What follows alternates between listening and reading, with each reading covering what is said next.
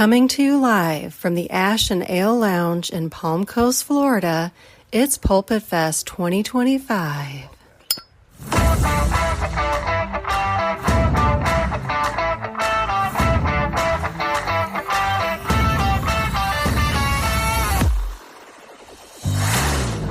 Hello, everybody, and welcome to another sermon from the Cigar Pulpit, coming to you live from PulpitFest 2025. 2025's here. I know, it rhymes. It's kind of nice. So coming for you live from 25. So I am joined today by what will be a rotating panel, but starting in the, he's going to be accompanying me through the whole ride. We have Mr. Ed Sullivan, who, for those of you on the video, he's looking familiar right now. Yeah, I can't say I'm having a good time, but I'm not having a bad time. You're having a time. Well, you could say it. It would just be a lie. Yeah, I don't tell fibs. That's fair. I tell outrageous lies at times, but no fibs. Okay. Now we know where we stand. Then also joining me to start this thing off, we have the brain trust of PulpitFest. We have Kenn Klarich, owner of Ash and Ale Lounge. Hey there, guys. How are you? And we have my dad, Jim Miller. You know, it seems to me that Jim is the adult supervision. I've been observing this. Yeah. Quite a bit. Send your donations to my house. Quite a bit of truth to the that. The QR code will be at the end. Go to the churches and light the candles on my behalf. Quite a bit of truth to that. So, anyway, today we're going to be talking all things PulpitFest, but I want to get a cigar going. And so it's time to cut the cigar. And the official cutting is brought to you by 2guyscigars.com. That's the number 2guyscigars.com. Have you ever heard of him, Ed? I have. Yeah. Kind of like a little schlock operation up in the New England area. You know, I've been to the stores. Yeah. And they're good. They're good. They have a good sporting goods section from what I've heard. I mean, they ain't no Buc-ee's. Okay. Hold on. A new can of worms has been opened. Well, Two Guys have been around for 40 years, and they're the trusted name in the cigar industry. Maybe not brisket, but the cigar industry. I've had some of the best brisket of my life at Two Guys. Really? Yeah, Chef Charlie. Oh, we'll see. Okay, all right. Well, everybody knows Two Guys, but if you don't, please give them a try. You won't be sorry. Family-owned and operated, 2guyscigars.com does the very best to provide a great selection, fair prices, and excellent customer service. So head on over to 2guyscigars.com for your next cigar purchase. Tell them that the Cigar Pulpit sent you. And remember, that's the number 2guyscigars.com. And with that, it's time to go ahead and, hey, it worked out fine. Cut the cigar. I didn't have my normal cutter with me. I didn't want TSA taking my SV cutter. Yeah. I mean, I flew down with Skizzers. I have those little travel folding cigar scissors, and from the pivot point to the tip of the cutters is 1.5 inches, and TSA says any scissors 4 inches from the pivot is acceptable. And the little foldy things in a little leather case for $25, and I scooted right through TSA, and here I am. Wow. There's a travel tip for everybody there. Well, so. They didn't have a problem with my Lotus Jaws. I just throw it in there. Oh, okay. Yeah. Very nice. Yeah. I didn't. There's that innocent look on your face. I think that gets you through all this. There's probably 3 jokes about loaded jaws and you. We're going to let that grow. He's from that area. Then that where they filmed the real Jaws? Yes. I'm sorry, but I mean... At Two Guys? I think it was at Two Guys. It was in the parking lot. The parking lot? Park the shack in the back. Hey, buddy, you're next in line. What makes that shack so great? His name was Bruce. Really? The shark, yeah. The shark. That's right. You know, the lizard was called Martin. The lizard? The one that was here today. Oh, I didn't know his name was Martin. I didn't either. I had no Did idea. you bother to ask?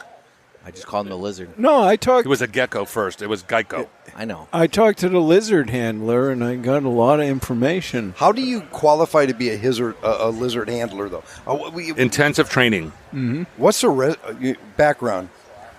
Lizard handler. I bet Noah would know. Noah. Too bad he's not here. Damn. Oh, that was a first jab. Boom. That's sad. Have fun, Noah. That's sad. He's big in the reptile world, right? Yeah. Snakes. Non-venomous snakes. Oh, That's the only world. He's not big in the people So world. just nice the snakes. reptile world. Yeah, reptiles. Yeah. So. Just nice snakes. So, okay. So, guys, here we are. We're I don't know, I'd say about, halfway through day 2? Day 3 if you count the VIP dinner on Thursday, so we're about halfway through Saturday. Right. We started Thursday night. That went immensely well. The dinner was wonderful. The bruschetta could have been bigger. We're all sitting at the table. It was really good. We're all sitting at the table and, damn, the bruschetta was fantastic if it were only 4 times bigger. Here's the I thing. just think we were all really hungry. We were. Well, and part of it is you think you want more of that until the entree arrives, and then it's, I shouldn't eat all entree. that. Oh, yeah. We had that chicken parm. No. Over a bed of nice pasta. You know. And it was pointed out to me that it was a good chicken parm because the chicken was larger than the amount of pasta underneath. Very much agreed. Angel hair. You know why the chicken seemed so big? Because it was really the giant birds. Always one Trey of those Mac, the yeah. herons or whatever. Oh, this could have been those crows that were after him in those episodes. Yeah, it wasn't chicken, it was sandhill crane. That's exactly. no. Supposed to be delicious, right? Oh, no, monkey. It was, so, okay. You ask, you ask and you shall receive. I know I have. Oh, there it is. Oh, no. I love the echo on that, too. Yeah. It just makes it. Yeah, it's cute. Anyway, so dinner Thursday night went stellar. The weather was nice. Well, we got lucky. We got really lucky because it was raining a lot during the day on Thursday. And what I have learned from this thus far is who gives a shit about the rain? It rained yesterday, intermittent off and on. Sometimes it was actually nice. Nothing changed. Yeah. Everybody just sat out. We got tents. We got coverage on it. Dinner would have been a different situation. But the restaurant guy accommodated it. He did. Restaurant did a fantastic job. La Piazza. It seems, Ken, like you have very good neighbors here. I try to be very friendly with everyone around because if we're in a fight with ourselves, we can't make money for any of us. Right. So there's no reason to do that. So I try to be the common ground and the steady point. As the guy that has some cigar smokers, you have to be the nicest one here. This is true, especially having a restaurant right to my right. Yeah. So, and my neighbors to the left. They're great. Again, those are who we're here for. So they've been fantastic in helping us out. Erica and her team have been monumental in this event. So we just want to say thank you first to them. We'll be hearing from them later. Later on, you'll be hearing from them, but I want to put my thank you out to them for being very flexible and being very helpful. And when you suggested them as the charitable, beneficiary of this event, what did I tell you? I said, and it probably wouldn't hurt if they're getting a little money off of this event because if there's all these people smoking cigars in front of their place, they might be more accommodating if that's the case. And they have been nothing but. Nothing but. So it's hats off to them. And then yesterday, Friday, everything kind of kick-started. We had that was the first day the general admission folks came in, and we had a good time last night with the fast smoke with the export. Yeah, that was actually quite fun to watch. 3 minutes 24 seconds was the time. And Sean Baudry and Justin Simmons tied.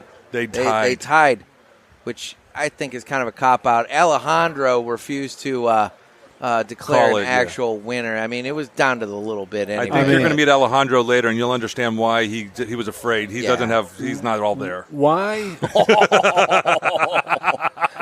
Nick, why on earth didn't you videotape that so you could review and see photo finish? I was using my phone as a stopwatch. Somebody, you're right, we should have had somebody taping that. Well, listen, it's all about refining over just time. remember. You know what? Exactly. We're taking notes. You come up with good ideas I'm not doing after shit. It's over with. Yeah, and I'm not doing shit to help Where were you before? I was inside. It was raining. Right. That's good. Well, Sean kind of threw the towel in because it was getting too close to his. He was burning his little lips bit of and mustache fingertips. And his mustache. and he didn't want to burn his lip. Yeah. So he wussed out a little bit because he could have really commanded and taken the win instead of a tie. One more really good solid He'd pull, have had it. he might have had And I'm sure he's got Yeah. one more good suck in him anyway. Wait a So Sean's got a mustache? no, he doesn't anymore. I know. So that was good. That was fun. That was very fun. And the evening, I mean, nobody. Last night was perfect. My God, yeah. Everybody's the hanging rain out. blew through. 9:45. You shut down at 10, and there was still probably a dozen and a half people here. I was like, get the hell out. We got to go home and sleep because we're doing this shit again tomorrow. Exactly. And we started early this morning because of the VIPs. So, Right. I mean, Right. it was a fantastic transition, though. You know how I could tell Dave liked it? He told me before the event, you got to get me out of here by 8 o'clock. We got to go, and you tell him. Well, he has a constitutional. Yeah, and then I was sitting outside with you guys, and he didn't come out till 9:15. I know. I saw that. And then he sat with us for however long after. Then he sat there for a while. So yeah. I know. But that's when we told you that you guys had to go to Buc-ee's. And I want to circle up about Buc-ee's. Oh, boy. I want to circle up about Buc-ee's when we get Dave on with you.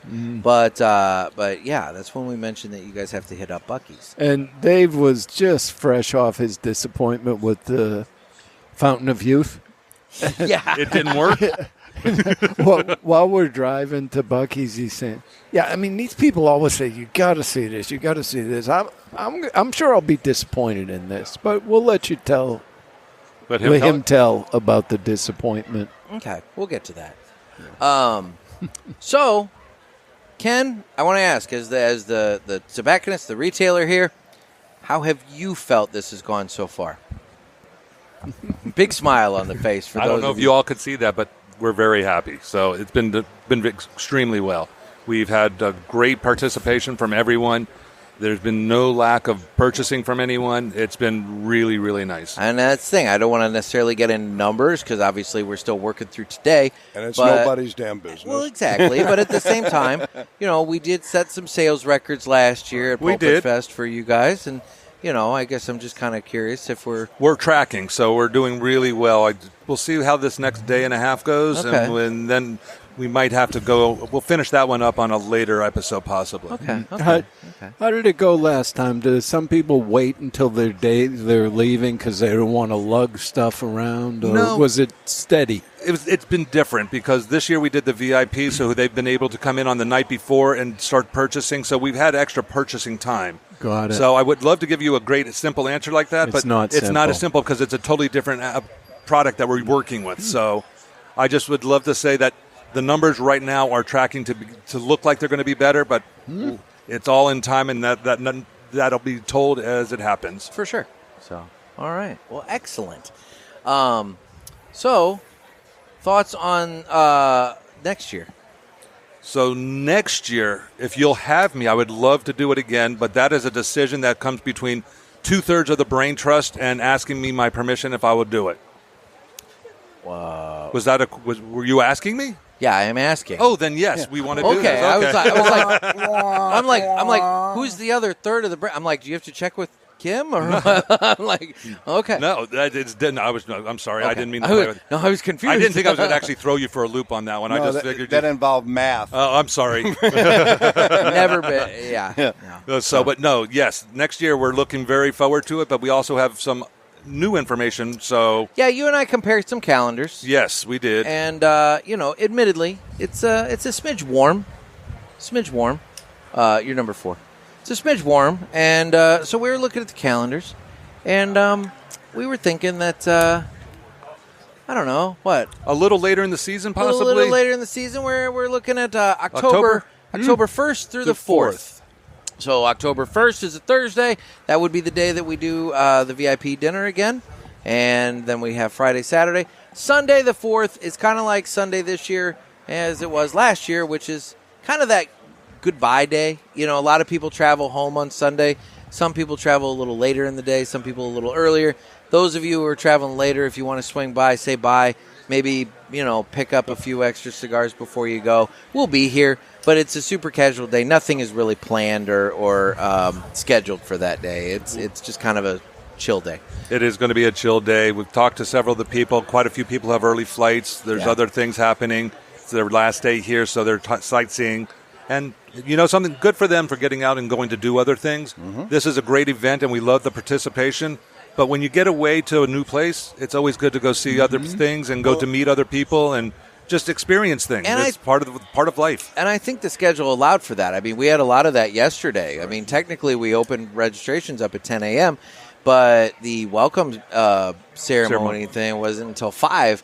And so we had quite a few people. We had some people that hung out the whole time. We did. But we had some people that were like, I'm going to go off and see the sights. Teddy went over to Daytona for a little while. I mean, we had people going off and doing stuff. Being that it was Friday, we had people who were still working. That Ed and Dave went to the Fountain of Youth.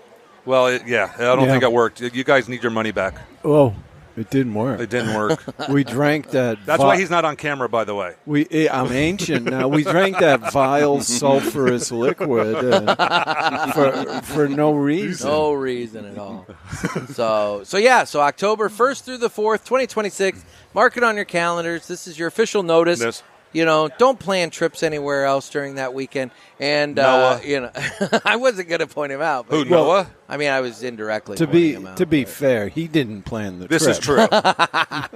This is true. Oh, he's so boned if his wife hears this. Hopefully. But, yeah, so October 1st through the 4th next year, back at the Ash and Ale for the 3rd time in a row. It'll be great. And new things to come, hopefully. And just as we were stated, Ed gave us a hint for next year. So all we're going to do is make this a little better every year. I was going to say, and keep it fresh for everyone. There's notes. I'm sure there's an after-action call that's going to take place where we post-mortem. There you go. Even if nobody dies at this event, you got to have the post-mortem. If somebody dies, it would be an autopsy call. That's good. The post-mortem is kind of like you're looking at the dead body. Autopsy is why to die. Okay, so we want a post-mortem, but not necessarily it'll an be autopsy. A combination of the two. Yeah, I like it. All right, so anyway. Post-autopsy. It's fantastic. Well, you guys have any other pearls of wisdom you want to throw in? All I want to put out there is when you plan an event and you invite people, first of all, you don't know if they're going to show up. That's a fact of an event. Second of all, when people show up, you hope they get along. It's true. I mean, let's be honest. It's valid. And the thing I will sit here and tell you is we put this event together with as much detail as we could because you don't want them to sit around being bored, but you don't want to have them so busy they don't have the chance to sit around. Right. And we did the best we could. And my takeaway from this is the group of people who are here are getting along so perfect. We've had more camaraderie. Everybody's talking to everybody. No one's being ignored. And it just feels like a happy group of people who have known each other forever. And it's just had that real familial feeling. And it all centers around your ass. Everybody comes, I'm here because of Nick. I listen to Nick. I listen to his show. And it's like listening to an old buddy. And to have people fly in and drive hours just to come and hang with you because of what you represent in way of friendship and allegiance to all of them, it really feels that way. It's not a forced feeling. It just naturally, everybody just flowed right into fun.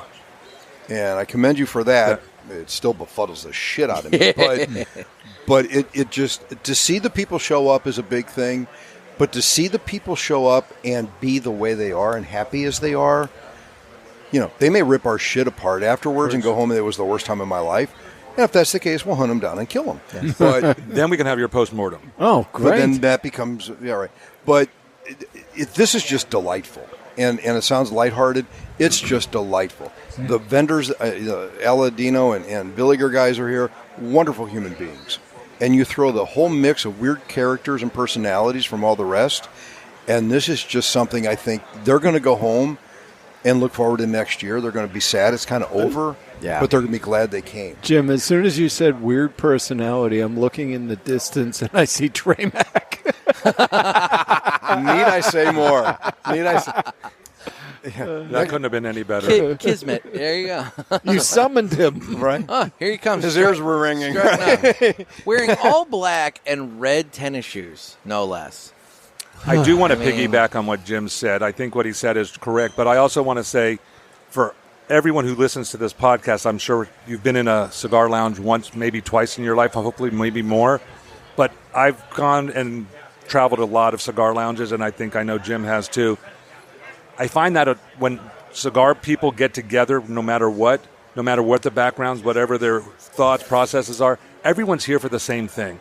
We're all here to sit down and finish a cigar. Right. We know we have time, and everyone gets along to the best of their ability because they know it's a commitment. Yeah. Within that commitment, I think our camaraderie comes out and everyone becomes friends. Right. And having a glue this size, we're all bound to stick together. So I think it's been a the glue is smaller, Ken. I'm sorry. We don't. Yes, there's less glue this year. There's much less glue, which was a great sight when I saw him for the first time. I was like, you've moved from the industrial packaging to sort of like a Costco or that sort of a package. Okay. But we're hoping to get but you you're still a package. We're getting you down. We need to get you down to a Bucky size. Yeah, we got to get you down to a retail level. We're getting there. He's getting there. But again, with that being said, everyone has been fantastic. I mean, we couldn't have asked for a better group of people. And what's a testament to you, Nick, is that we had some repeat people, but we also had a lot of new faces, which was a tremendous add to the value. Right. So other people can meet people. That means you're getting more listeners that are participating. For sure. So you got to pat yourself on the back as well, because without your listeners who are stepping up now and coming out, it just makes this much more of a better event. And I know that this is a tough economic year for a lot of people and everything. So the prospect of, taking off and flying to Florida in August is, maybe not something that they're either able to afford or, maybe they had another trip that they had to do this year and it was just not in the budget for 2 trips or something like that. I get that. I understand that completely. But hopefully next year, I'm giving you plenty of notice. October 1st through the 4th, you're getting plenty of notice. Yeah, start saving your pennies. Yeah. Well, and I'm not, I'm speaking a little ahead of time here, but we've been discussing an early bird registration program. Because moving it back a bit, if we can offer early bird registration, and if you sign up by X date next spring, you get a little something extra. Yeah. And I don't know how you say this, but the people who aren't here, you missed it. Yeah. You really should feel bad that you weren't here. Noah. Noah. And I'm not going to kick him. But the event is unique. Yeah. There are no other, and I've learned this, there are no other cigar podcasts that do events like this. You've got the Cigar Authority, obviously. They have their expo, and a lot of that is their retail business and local customer base, and people are flying in from all around the world for that. But there really are no other podcasts that have accomplished the degree and the level that you have, and there are no other podcasts that get their listeners together for a fun few days like this. So the unique trait and quality of this event is a singular footprint. And I'm telling you now, get your ass here next year. We're going to have to limit because we have capacity. And that's exactly We're going to limit the number of attendees. This is never going to be, and I've said this before, this is never going to be a big 500 per. That's not us. Yeah. The intent is exactly what we've experienced, and that's Ed gets to talk to whoever, and whoever's talking to what. And his wife came over, and she's in her face. And we've got spousals here who are having a great friggin' time just watching her husband have fun. And you don't get that ever. Yeah. So this is one of those very unique events that you can get in for cheap and go home feeling like you really got a big return. And with what you said last, I want to piggyback on that, because if you do go to cigar events around the world, or country, wherever, pricing on those is typically in the hundreds or multiple $100s, right. And you get 15 to 20 sticks. Right. Our event is not that much, and you got more than those in sticks. So it's valid. Is the value there? Hands down, the value's there, just on product. Right. And then you guys are going to be amazed on just how well you're going to get to know other people that have common interests, and you guys are going to find that this is not a one-time vacation. This becomes a lifetime of friendship and everything else that goes with it. So you guys have to think about it in a bigger picture than just say, I need to get away for 3 days, because this becomes a community, and being part of a community is always good. This is one of those wacky little things where you come down here, you develop a friendship with somebody, but then you go home and you feel bad that you're not going to talk to them again. Yeah. But you can in a year. Well, but here's the point. You almost wish that there was some way that they could stay in touch. You know what I mean? It's like that guy over there had a great conversation and they really enjoyed hanging with that guy. And it's like they ought to swap emails or swap whatever. Text numbers. The only conduit of continuality between community is you. And I don't know if there's a method with the podcast or somehow that they can stay in touch. Because it'd be nice to have those friendships ongoing. There is the Facebook parishioners group for those people on Facebook. Get them in it. Right. Yeah. There you go. So there's that. I'm sensing that. Somebody, is leaving, you go, yeah, all right, well, I'll see you next year. Why can't they have a cigar together when they're not in the same physical place? We're doing this. I've got a friend of mine every Sunday without fail. You have a friend. One, I only mentioned you one. just said a friend. You're right. I'm sorry. Go on. The friend of mine. You didn't say I have friends. You just said no. I have a friend. All right. The friend of mine. All right. And I, every Sunday without fail, 4:30 Eastern, get on a Zoom call, and we smoke a cigar and talk nonsense for an hour and a half. Yep. Perfect. And I've done that many times with friends back in California and things like that. So it sounds a little underwhelming and dumb until you do it. And then it's like, oh, this is it's fun. valuable. Yeah. It's like you and I have talked on prior shows. As you get older, you lose friends. Yeah. As you get older, having two friends is a good number. Mm-hmm. Anytime you can develop a relationship, a friendship, or an acquaintance and maintain it, it helps you in ways that are immeasurable, emotionally, mentally, all. And that's what and I don't know my answer, and I'm just putting it in my mind now, is I would like to have some way of keeping the feeling we've got here for the last day and a half and today. It'd be nice if you could just keep that rolling, and it is what it is. It's philosophically impossible. We could create a Pulpit 2025 page and have everyone on there communicate. But not everybody's on Facebook, and this I is a good understand point. that, I don't do Facebook. I try to remain as incognito on the internet as possible. And Facebook is very happy, Jim. I had a federal thing years ago, Ed, and it still pisses me off, and it's still ugly. I still look for helicopters and black Escalades in front of the house. No. Yeah, I know. The PTSD. It's like I hear a helicopter fly over, and it's like I hit the floor. But anyway, that's my takeaway, is I think there are people who are going to leave here.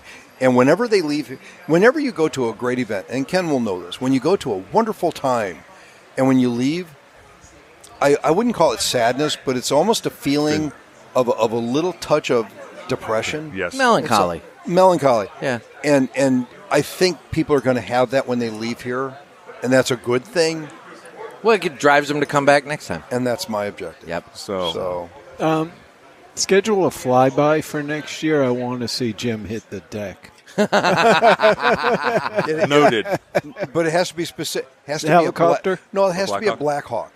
We want one that goes whoop, whoop, whoop, whoop, whoop. Not an expensive guy's little toy helicopter. I got it. It's got to be that scary fucking whoop, whoop, whoop, whoop. And black. Those do it. Yeah. But all right. Or just pull a black Escalade up, and I'll. But I also want to thank, because you already brought it up once, I want to thank the sponsors. Yeah. Villiger and Aladino have done an amazing job. You guys, most people don't get in their life to meet the owners of companies or the representatives of companies. And for that to have been done, and the openness that these folks have had to the sponsors has been tremendous. Yeah, and I mean, and obviously we had a little bit of a schedule change. Renee, unfortunately, was unable to join us because he was over in Switzerland for Mr. Villiger's funeral. And so, but Hector and Alejandro, who will be on in just a minute, they stepped up really well. Hector entertained everybody at the VIP dinner, answered questions about the cigars, about what cigars paired well with what food and wine, and answered questions about, being a cigar rep, which... that's something that's, how many of these guys coming in and sitting in the lounge think, oh, that rep's got a cool life. He's just sitting around going lounge to lounge, smoking cigars and partying all the time. Not all fun and games. No, it's not all fun and games. Although I talked to Hector earlier, and he was telling me this is his favorite event. Because the difference is at the big ones, you don't get to spend time and have conversations and learn from the consumers what they're looking for. So... very helpful for them. Yeah, and I was speaking to Alejandro, and he said he goes to a lot of cigar events. Yeah. He said there's been none like this one. I love that. He said the same thing. He goes, this one is so different than everything I've seen in his career in the industry now. Which is another reason to limit the scale of it. The experience changes. Right. For sure. And what's amazing is that most events are 5-7 hours. Yeah. Ours is 3 days, 4 days of of constant awareness, constant And connections, and everything. You participate as much or as little as you like. Precisely. Gives us more time to beat him into submission. Yeah. And it's like Ed's been here for a day and a half now, and he literally sat in the same chair. And it feels like a week. Yeah. So I don't think he's going to really get up and leave. I think he's going to stay here until next year. I might. You're welcome. How's the winter out in this patio? Way better than where you are. All right. Trust me, I've lived up there and I live down here. Down here is nicer in the winter. There you go. That's why God made snowbirds. There you go. No, but it's been. I'm pleased. Good. And I hope you're happy. With I'm thrilled. I've been thrilled. I've had a smile plastered on my face all week. I'm thrilled. I could not be happier with the way this has turned out. So, why don't we now go ahead and pivot? We'll see if Hector and Alejandro want to join us there. And, we'll let you guys get back to what you're doing. Appreciate it, guys. It was a great weekend. Jim, I want to say thank you to you for being the rock keeping us together. All right. It's been fantastic. Working with you in the past has definitely kept my eyes and awareness saying that when people get older and more seniority involved with it, that things tend to slip. There's not a chance anything slipped by, Jim. It was fantastic you keeping Nick and I on track. Thank you very much. All right. Thank you, gentlemen. Have a great day. As Snagglepuss used to say, exit stage left. All right, and so now we're wrangling Hector and Alejandro up to join us here. They're disengaging from their conversation. How's your cigar there, Ed? Well, Nick, they got like these mute buttons, so when they throw their headsets on, I'm recording different tracks. I can pot that down. All right. So. All right. You got it under control. Nobody else is going to hear that. Listen, I very rarely contact you to say you screwed up the sounds. It's very rare. Yes. I'm not saying it's never. It's happened, not that it's never happened, but very rare. I don't even do it to give you shit. I'm just trying to You're help. Trying to benefit. I always know. Every time I know I have a question, if I mention something in a show, when I wake up the next morning, I have an email because you're up so damn early It's and true. you immediately get on that. So. And I don't text you because I know you're sleepy time. Well, there's that hour time difference, and also, you get up significantly earlier than I do anyway. I do. So, guys, welcome. So we have Alejandro here, and we have Hector.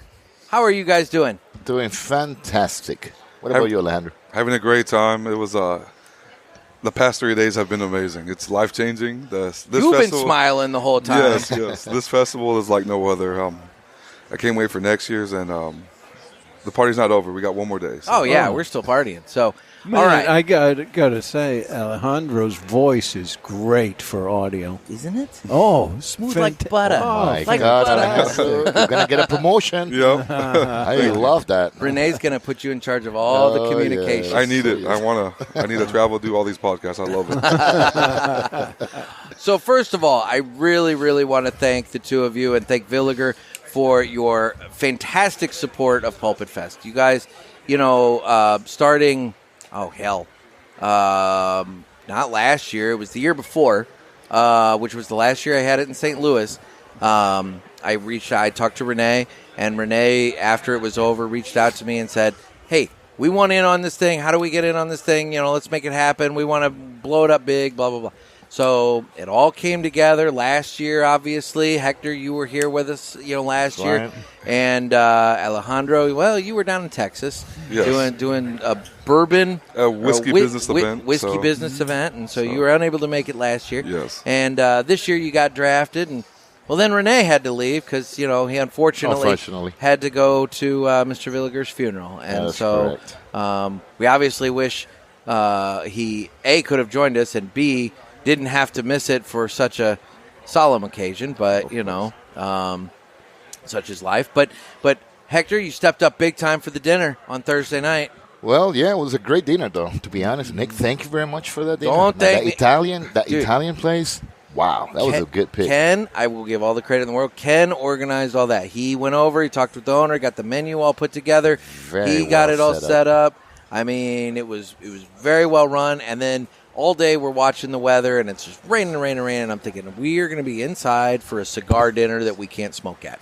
And they set us up underneath the awnings at the Flores shop next door. Shop, I know. Because they were already closed. So, they put the tables out. Right. And then it didn't rain. It ended up being an absolutely gorgeous night. It was. And like I was saying earlier, you were instrumental in helping everybody pair their cigars with their bruschetta and their wine and the chicken parm and everything. Right. And I'm not much of a wine guy. I mean, you could speak to the wine. I mean, definitely no. I think that was very well organized. The dinner, the fact that they paired the food with the wine that we had. So first was I think it was a white Chardonnay. I think it was. And the cigar that we had was La Capitana, the first one, which you pairs up pretty good with that. And then we had the salad and another white wine, and then we had the Caribe. The Caribe. It was the second one that we had? No, see, this is the VIP pack. So let's talk about the VIP pack. Yeah. So we had the Miami. The Miami, right? We had the Miami, and we had the number. Was it 59? No. We had the 59. Or 59. But then we had the 51. And it was the 1888 and Grand the Reserva. 1888 Grand Reserva.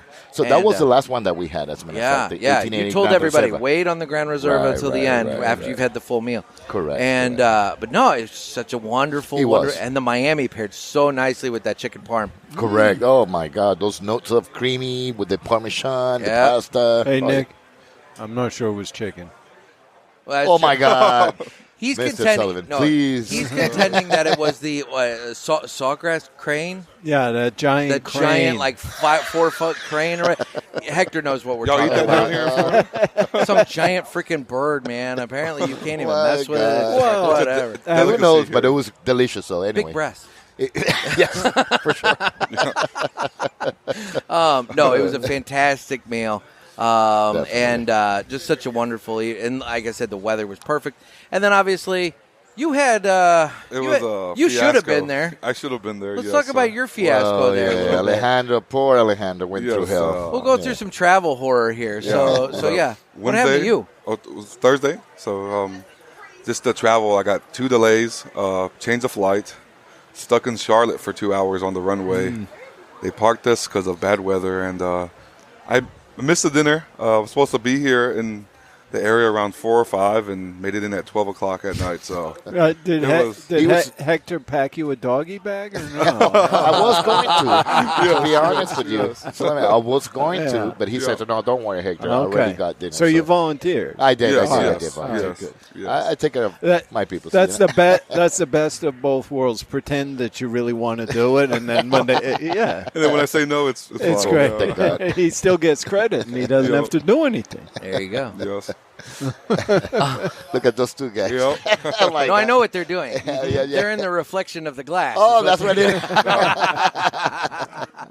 No, it's no, so we're sorry that we missed you, obviously. I'm sorry I missed it. This is my little, opinion, since obviously you're probably taking that same airline home. I don't want to put you on the spot. But who the hell thinks it's a good idea to fly a connecting flight into Charlotte when you have Hurricane Aaron coming up and hitting the Carolina coast? How did that make sense? Yeah, tell me about it. So it was supposed to be from Dallas to Orlando, and so I get to the airport at 9. I get there, and flights change to 12 o'clock now to Charlotte, North Carolina. My God. So it was a huge exactly headache. Where the hurricane was passing. Right. Yeah, so that's why we took that 2-hour little hiatus. Oh, I bet. Yeah. On the runway. Planes don't tend to do well in hurricane level winds and stuff, It's just kind of one of those things. What are you, some kind of aviator? It's a guess, but I'm just saying, Well, Nick knows everything. I know. You can't tell him anything. I know a little bit about a lot. A lot. There we go. So, in terms of Friday and then today, interacting with the attendees and doing some sales and everything else, how has that been? Well, as well as was last year, Good. to be honest, Nick. Like I said, I was talking to Renee the other day, and I was surprised last year how well we did. I wasn't expecting that much of attendees. And this year, again, you made it, Nick. I don't know what you're doing, but whatever you're doing a good job. Listen, this ain't no cut and light event. This is the real deal. That is true. Yeah. That's The Pulpit Fest. It is the Pulpit Fest. My people understand that it's this. I've talked about it on the show, the circle of life with these events. You know, you guys as a company, you have come to me, you've sponsored my event. So now I have a responsibility to make sure that you guys benefit from that. How do you guys benefit from that? You benefit by selling cigars to Kenn. Correct. And Kenn, in turn, benefits by selling cigars to the consumers. So everybody has a role in that circle there. And if the consumers aren't buying from Kenn, Kenn's not buying from you, and you're going to say, I don't want to do this And it's anymore. over. It is So- over. Everybody has to work in their little... It's an ecosystem, and everybody has to true. work We well. all And get to everybody eat. plays really well at this event. And the fact, Nick, that this time you have the silent auction for the charity that we... Yeah. It is fantastic. I think that was a very, very The good... charity thing is great. Yes, which is yes. great. Vincent's Clubhouse. Vincent's and they've been Clubhouse. so gracious with helping. Oh, I mean, Erica's been great. And Erica they're is the working best. the event. Yeah, they're not just, No, they're not. taking a donation. Yeah, Measy not at has all. been working the registration for yeah. the last 3 days because she's helping with distributing goodie bags Oh. today and everything. So, such nice people, I too. know, I know. Hearing their story yesterday was amazing, too. It was. Yeah. It was. It was very Just to, touching. It was very touching.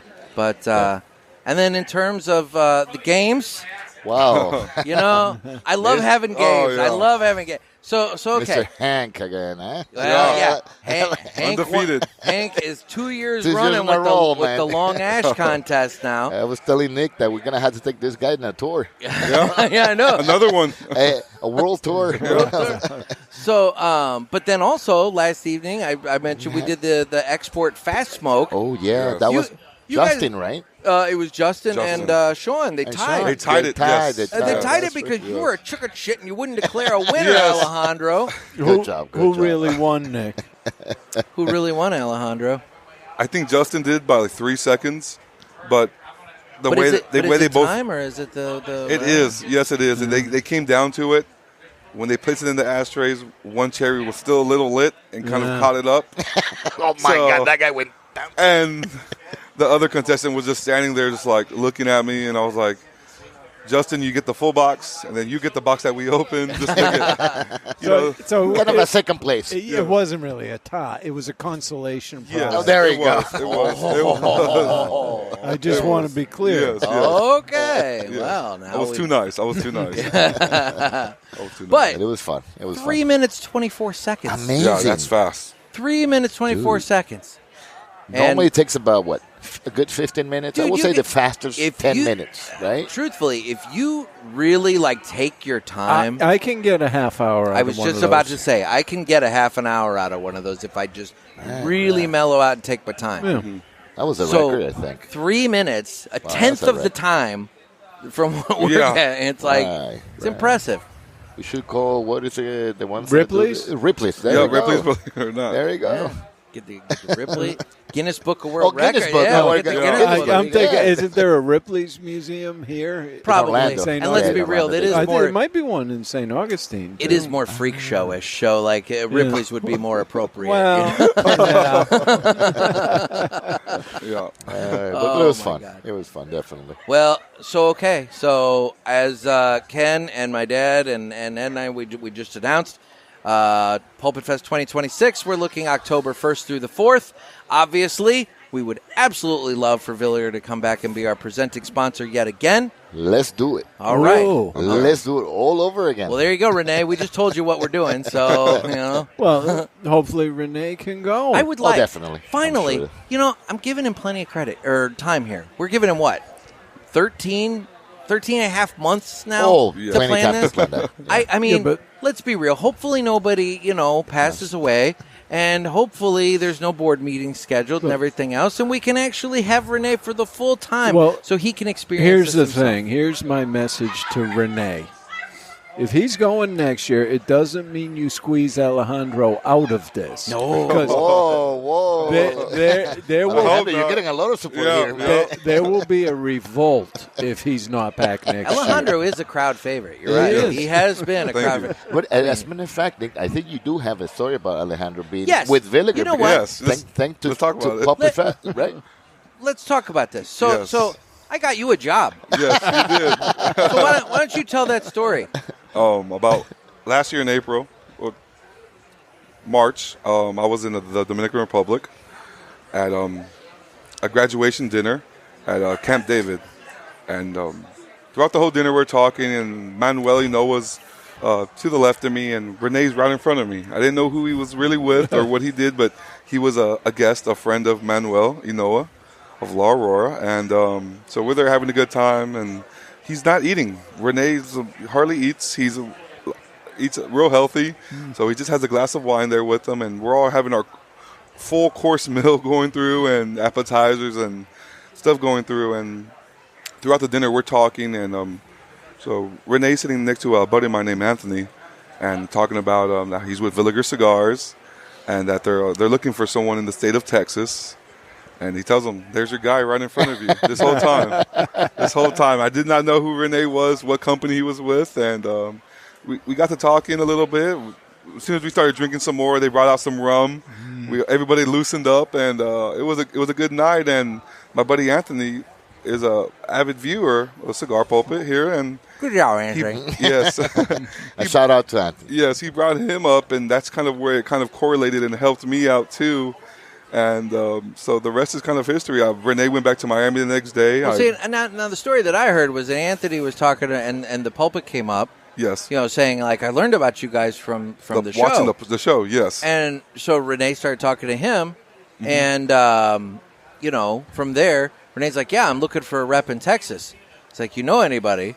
And Anthony's the one who said, "Yeah, you need to talk to Alejandro." Yep. Yes, I was the youngest on the trip. I was there. So I'll share the credit with Anthony just a little bit. Yes, but Anthony. I'm sorry, but Anthony. He's in all going to watch this episode. But in all fairness, I'm taking a lot of the credit. Yes. Yes. He also put me in touch with... I remind Renee about that a lot, by the way. yeah, I'm like, yeah. thanks to me, you got a rep in Texas. Yes. You don't know how many times I go back and watch that video, too. It's just... Oh, man. That's funny. Yes.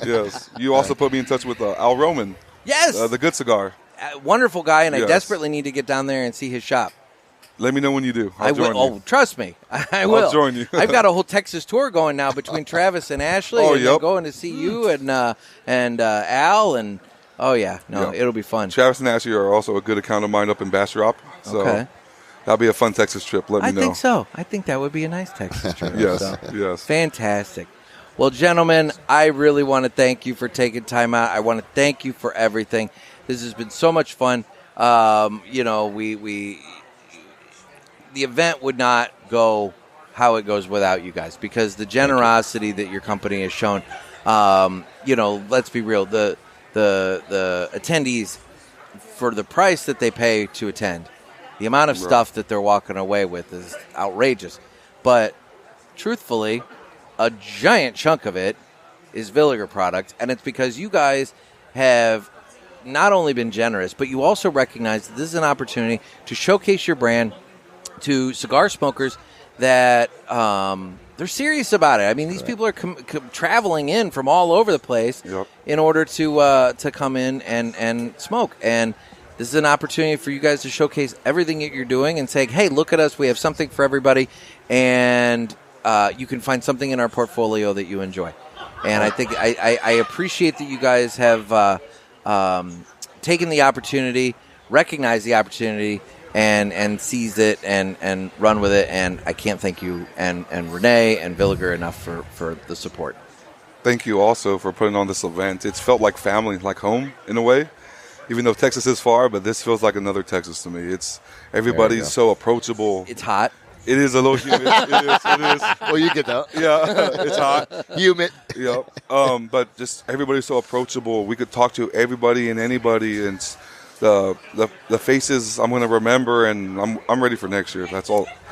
That's all I got to say. I'm ready for next year. I'm remiss if I didn't mention. What'd you guys think of breakfast the other day? Oh, Best coffee. We café con we did a little leche. private breakfast Friday morning. It was just a little thing with you guys and the folks from Aladino. And Yeah, I wasn't invited. You were invited. You weren't here. No. I want this for the record. You were invited, but you were staying half an hour north, Yeah. and you didn't want to commute down for the breakfast. Well, and then because commute we back had up, such a wonderful day planned to see that Fountain of Youth. which I'm going to talk to you and Dave about here Yeah. in just a minute. Is the Fountain of Youth, but yeah. So you had this day planned, and so obviously. I understand. It's a lot of commuting back and forth. But I do want to, for the record, you were invited. All right. For the record. Yep. For the record. But, holy, you, Nick. is that place not just Oh, Dulce my de Leche? I'm going to God. give him a shout Dulce out. de leche. There you go. You're saying it right. My God, you have to try that Cuban. It's kind of a mix of a Cuban-Mexican fusion. Right there on the Stuff. A1A. Right, and so Oh, you're looking my out God, the windows and you're seeing the sea, ocean. the ocean. Oh. Oh, my God. Some And- nice spicy things, good flavor. I had a Yeah. chorizo burrito that was out of I this love world. chorizo. I told you, You chorizo did. needs to be a That's what he food. had. It needs to be a food group. So good. So good. To be honest, Shout out. I may try to get. I don't know if they're open on Monday now that I think. You know what? I may go back there tomorrow for breakfast. You should. Because this Not a bad doesn't idea. start until noon. Oh. so I We might- got time. We may have to circle back up. You for have another- time? You have to be there. Oh, you- One No, o'clock. I leave. Oh, He might be planning changing his flight. Alejandro. we'll Nick, see. We'll Get see. back to work. Nick, can you invite me and Dave so we can decline again? You're more than one. 'Cause That's right. You have an early flight again tomorrow Early too. Yeah, I got an early flight. Oh, see. Well, But anyway, whatever. You can come. we'll make it again. We'll make it again. But no, fantastic place. It was. Thank you very much So, to you guys and Erica for yes. taking us to For that breakfast. the breakfast. It was an amazing breakfast. Wonderful time. So, Yes. gentlemen, thank you so much. Thank you, and Nick. I will let you Thank get back you. to the festivities. Thank you very much, guys. Enjoy it, and we'll see you next year. Yep. Perfect. Thank you so much. And if Mr. Dave has a moment, I'd like to pull Dave on. He doesn't have much podcast experience, Not so much. be gentle with We'll him. be fine. We're gonna have a good time. You might It'll need a little coaching and help. It'll be fine. We'll have a good time. Yeah. It'll be good. So we'll put you here. That way you're right where you need to be. So, Dave Garofalo, how the hell you doing? What's happening? I'm good. Yeah? Thanks for having us here. This is awesome. Thanks for coming here. This Yeah. is awesome. I really appreciate you guys coming down from Really? New Hampshire. Yeah. It's a lot cooler in New Hampshire than here. This It is is. Florida in August. This is cool. Is it- Ed Sullivan is off to my right. You can see his leg. Yeah. Oh, no, he purposely wanted to do that. He didn't want to be on camera. Yeah. He wanted Yeah. to feel familiar. We wanted to show a little bit more of a teaser. This know? is very perfect. This is. I feel right at home. Mm-hmm. So, And by the way, this is almost the same distance as we are on the show. Yeah. well, now that you've moved, Yeah. Yes. I'm usually. I was gonna at say, the you're end. down at the other That's end. just about where it is, and then I throw him the Throw cigar. me and a say, cigar.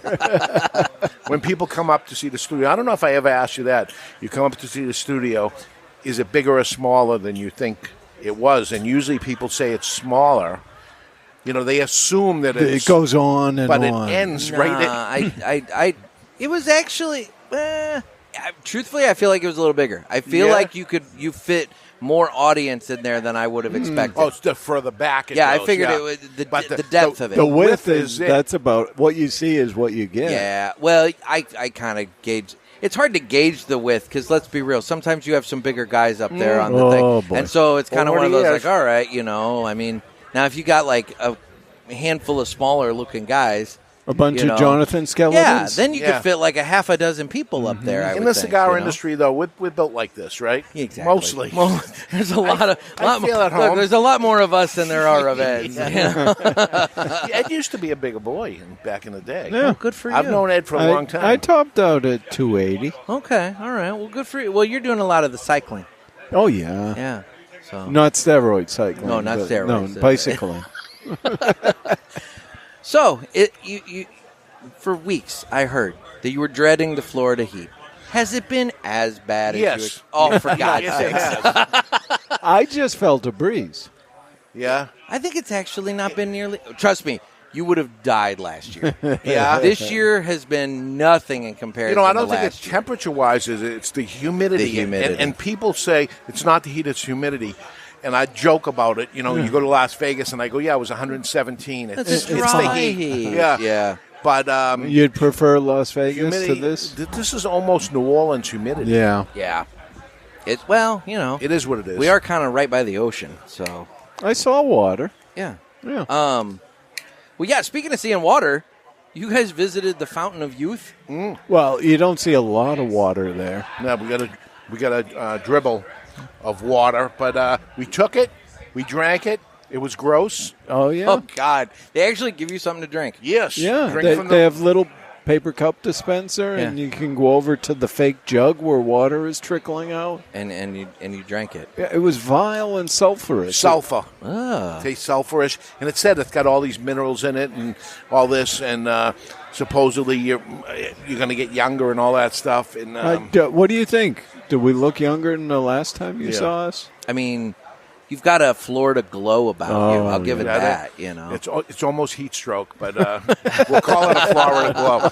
Have we talked about the kazoo? We have not talked about the kazoo. So you brought kazoos because of the. Because why wouldn't you? Why wouldn't you? Well, you have the kazoo so prominent in the Aladino commercial. And it's an Aladino And it's kazoo. an Aladino kazoo. And So it's that yellow to match Julio's car. Yeah. I love it. That was such So a lot nice of little thought treat. was put into it, and it was played a little bit. I was saying we had the kazoo-a-thon last night. Yes. We played your commercial, and we everybody was playing the kazoo along with and it. it wasn't terrible that somebody came to me and said, "I don't know if this was a good idea, but it's like, buying your grandson a drum set or something and leaving." And, but it wasn't so bad that people didn't do it. all I'll night say long. when I showed Ken, he was like, "Oh, this will be great for the migraines." Now, I will say we detected a generational difference, right? The young people didn't know what to do with it. They're just blowing in it. There were a handful of people that didn't understand how to play a kazoo. Yeah. So we're bringing back the kazoo, folks. We're bringing it back. It's the simple things in life that you come into it. Would you say that if you drink some milk, it makes you a little phlegmy, but that could help with the kazoo? Well, you would know because we went to dinner, lunch yesterday. Linner. Yeah, Linner was right before. And Ed, we went to a barbecue place. Yeah. And Ed orders his barbecue thing and ordered a milk with it. Nothing was said by me. And I ordered it, and I got some sort of wine. It was a cherry soda, I think you okay. got. Something odd that I never saw before, so I'll try that. But he chose a chocolate milk with his It was thing. a foreign chocolate It milk. was no imported less. from Denmark or something. that's I mean, the guy was pushing it, too. It's fancy chocolate Why milk wouldn't right he? there. Yeah, because he can't sell it. I don't know, but you bought it. You bought it with no push from me, and I'm like, all right, I need a picture of that. That's so funny. Well, there is milk here for you. You know that, right? I heard. Yeah. Like, we make sure that there was whole milk on There might hand be for you. some donuts in there, too. I saw donuts. Yeah, I saw there's donuts. some leftover We have a donuts. donut place across the street from. We plan on. Is that the perfect place? Yes. There's that great diner we've gone Yeah. to both days and a donut shop across the street. We haven't even gone next door to the diner where there's an ice cream store. Oh, Yes. my gosh. You So guys I picked w- a good hotel. I wish we were staying longer, but the plan is tomorrow we're leaving early. Yeah. But we're going to hit the donut shop on the way because we got a long ride back to the airport. You know, I asked Nick to invite us to breakfast again tomorrow so we can decline. All right. And he did. And I said, sorry, we can't make it. Yeah. So Dave, what? I'll ask both of you now, since obviously you're both together. Thoughts on the event? Amazing. I'm saying, who could pull this off? Very, very few amount of people. I was talking to your dad about it too. In the cigar industry, I think they're right here. The people that could pull off people to fly in to come to a ridiculous thing, which Just is to hang this, out. and we've done it ourselves. Yeah. And will they show? And they showed, and everybody seems to be happy. See, and what I've liked about this is it started 5 years ago. This is the fifth time that I've done this listener get together. It started basically as, hey, come together and let's just sit around, smoke cigars, and have a party. And for 3 years, it was in St. Louis, and it was, minor and small. And then, last year, we had it here. And that, to be honest, that was Ken that approached and said, hey, you want to have it at my place? And I'm like, hey, you know what? We'll take it to Florida. It'll be something different and exotic. And quite frankly, maybe it'll open it up to other listeners in other parts of the country that maybe don't, want to come to St. Louis. And it's going to hit the road. Yeah, exactly. All right. So it's like, fine, we'll come down here. Well, And taking nothing away from New Hampshire is cooler and nicer this time of year. Well, now, I did announce next year will be October 1st through the 4th. October 1st through the 4th. Oh, you're busy. I know you are. You do? Oh, yeah. Oh. Don't commit to coming here. You're busy. Well, October 1st through the 4th next year. Next year. And he knows already. He knows my calendar. He's a good It assistant. does sound familiar to me. Yeah. Okay. Can't make it. You're sure? Yeah. As much as we would love to be here, it's kind of like breakfast. Yeah. Just can't make it. No. But it's going to be much cooler. That's the point. So everybody's going to have a much cooler time. Dave's next year. overthinking. I don't know your calendar. I just know you're not coming back. Wait, you made that up? Yeah. Oh, shit. He was trying to get you out of it is what he was trying to do. I see what happened there. Okay. October 4th is my daughter's birthday. Oh, so wow. I'm like, Well, all that's right, Sunday. And to be honest, is something going on that day, or is there something on that weekend? I'm like, you threw him for a total loop. Well, oh, shit. I had to fess up because he was just going to be puzzling the rest of the he was time. Gonna pop. He was going to. That's so funny. Because this October 4th isn't even here yet, so I'm like, Yeah. But why October 1st through 4th? Well, we were looking at October. Just shifting to October. And when I looked at the calendar, I had my son 2 weekends. Florida would be beautiful in October. It's a wonderful time. Yes. Down here. So the second August, not so much. Well, see, okay, you as a retailer might appreciate this. The reason we chose August last year and we did August again this year is unlike with you, where the winter time slows down. Yes. For Ken, June, July, August, and a little into September is their slow period because it's so damn hot. And so originally the thought was, let's have this now because it can provide a cash infusion during your slow time. So again, I was trying to be generous and help him out. You certainly did. Whatever. And last year we set some sales records. This year we're on pace. We're breaking it. We're breaking it. We're right there. If I gotta go to that bar and just put it over, I will. We are breaking the record. But so that's the thing. It's like I want to provide a cash infusion in the slow time. It'd be like if I came up to your place in January. It's like, let's do it. Who the hell wants to go to New Hampshire in January? That's why we do the meatball. That's why the meatball happens. I told you he's a nice guy. You didn't believe me. He's nice. He's a nice guy. Your dad's a nice guy. I got to know your dad well. Yeah. Very nice. They're all business talking. He tries to be Mr. Curmudgeon and all tries, that, but that's Ed Sullivan too. I know. He's a good guy too. Once you get past that outer shell, there's a heart of gold. They try to do that to. Yeah, because Dave's always a doubter, right? Your dad said, "You got to go to Buc-ee's. You got to go." And yes, and that was the other thing I wanted to touch base with. So we're driving this morning. He said, people tell us to go places and.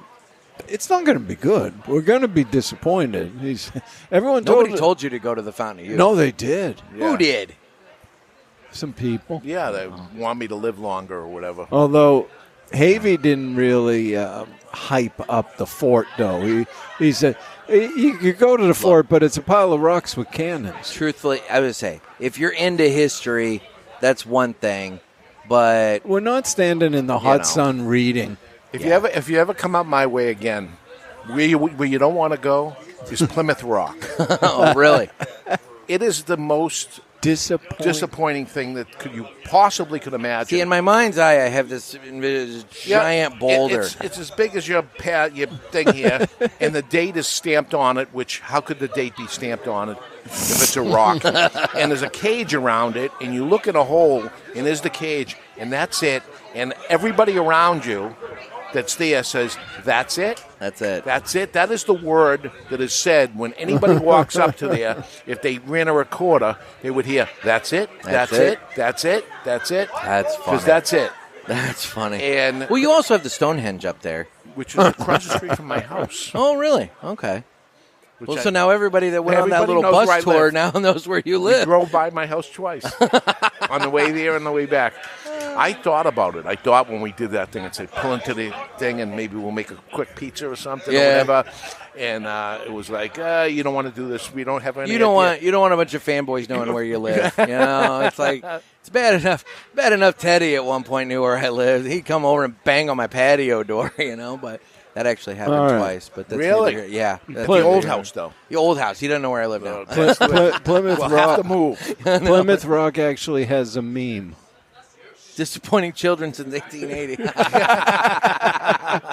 And look, it's just a little fence and a sad rock. I'll be damned. Yeah, don't do that. And some people listen and say, now we have to go do it. Don't. Really don't do it. Really don't. Really don't. I guess if they're up for the expo, you know. No, Plymouth is a good distance. Oh, is it? Oh, yeah. That's down by the Cape. That's a Cape. Oh, well, yeah. But Buc-ee's, on the other hand. Yes, let's talk Buc-ee's. I was blown away. As a retailer. I love it. Not that I actually bought nothing. Yeah. Because you didn't get the beaver nuggets? We didn't get anything, but we got a chance to now hit it and really go shopping. But we had to get back here because you have to try the beaver nuggets. You notice we weren't here on time. Yeah.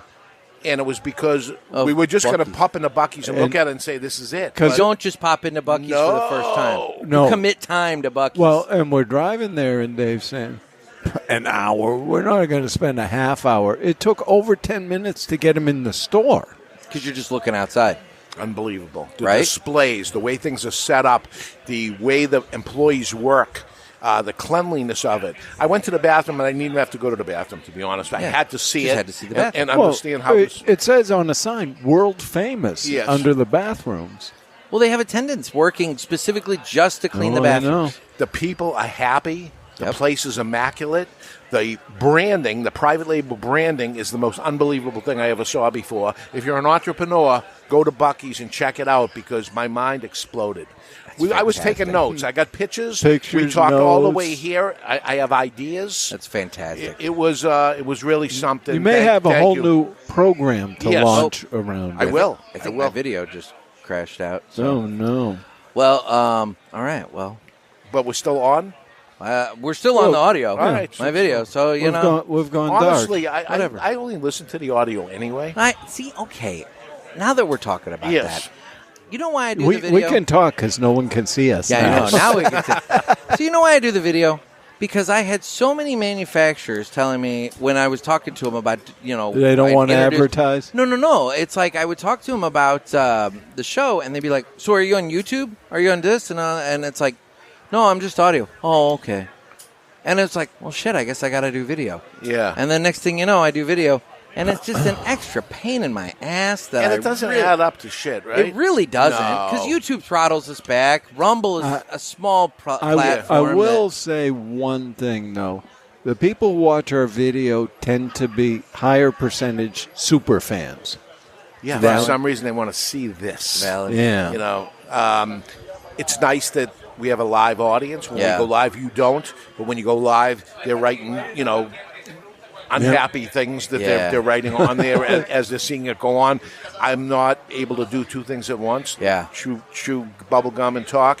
So I don't know if I could handle reading live comments while doing this, while doing that, Correct. and also running a show. So if you notice, Ed interrupts every once in a while when he sees something because he can do two things at once. I typically can't, but when we go to break, I typically look quick to see if there's anything. But he already looked, most likely. It's, I'll say something and he goes, yeah, I got that. I saw it. Whatever. But it's usually some inappropriate thing. Yeah. So there's a lot of that in the comments, So Dave and I understand and appreciate how hard it is what you're doing. And Jonathan acts like, oh, well, Nick, why isn't Nick doing that? Well, you do. You can't even do a show with a producer for the right length of time. Right. Well, yeah, no kidding.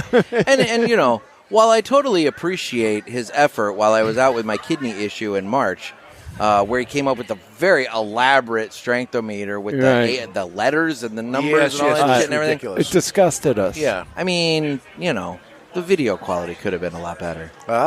He's in his little patio thing, and it's like. And here's the thing, whatever. right? I'm just saying. Okay, I will say Jonathan did a passable job of producing the show back in the day. Yeah. But he was not really a host at that point. He was just pressing the buttons. At the beginning, if you go back to old stuff, Didn't say anything. he didn't even speak. Oh. Which was pretty awesome. And then he quit. And then when he came back, he said, "Can I jump in and sit in the show? I have a producer now, so I'm not taking his job away." Gentleman Chuck Morrison. Yes.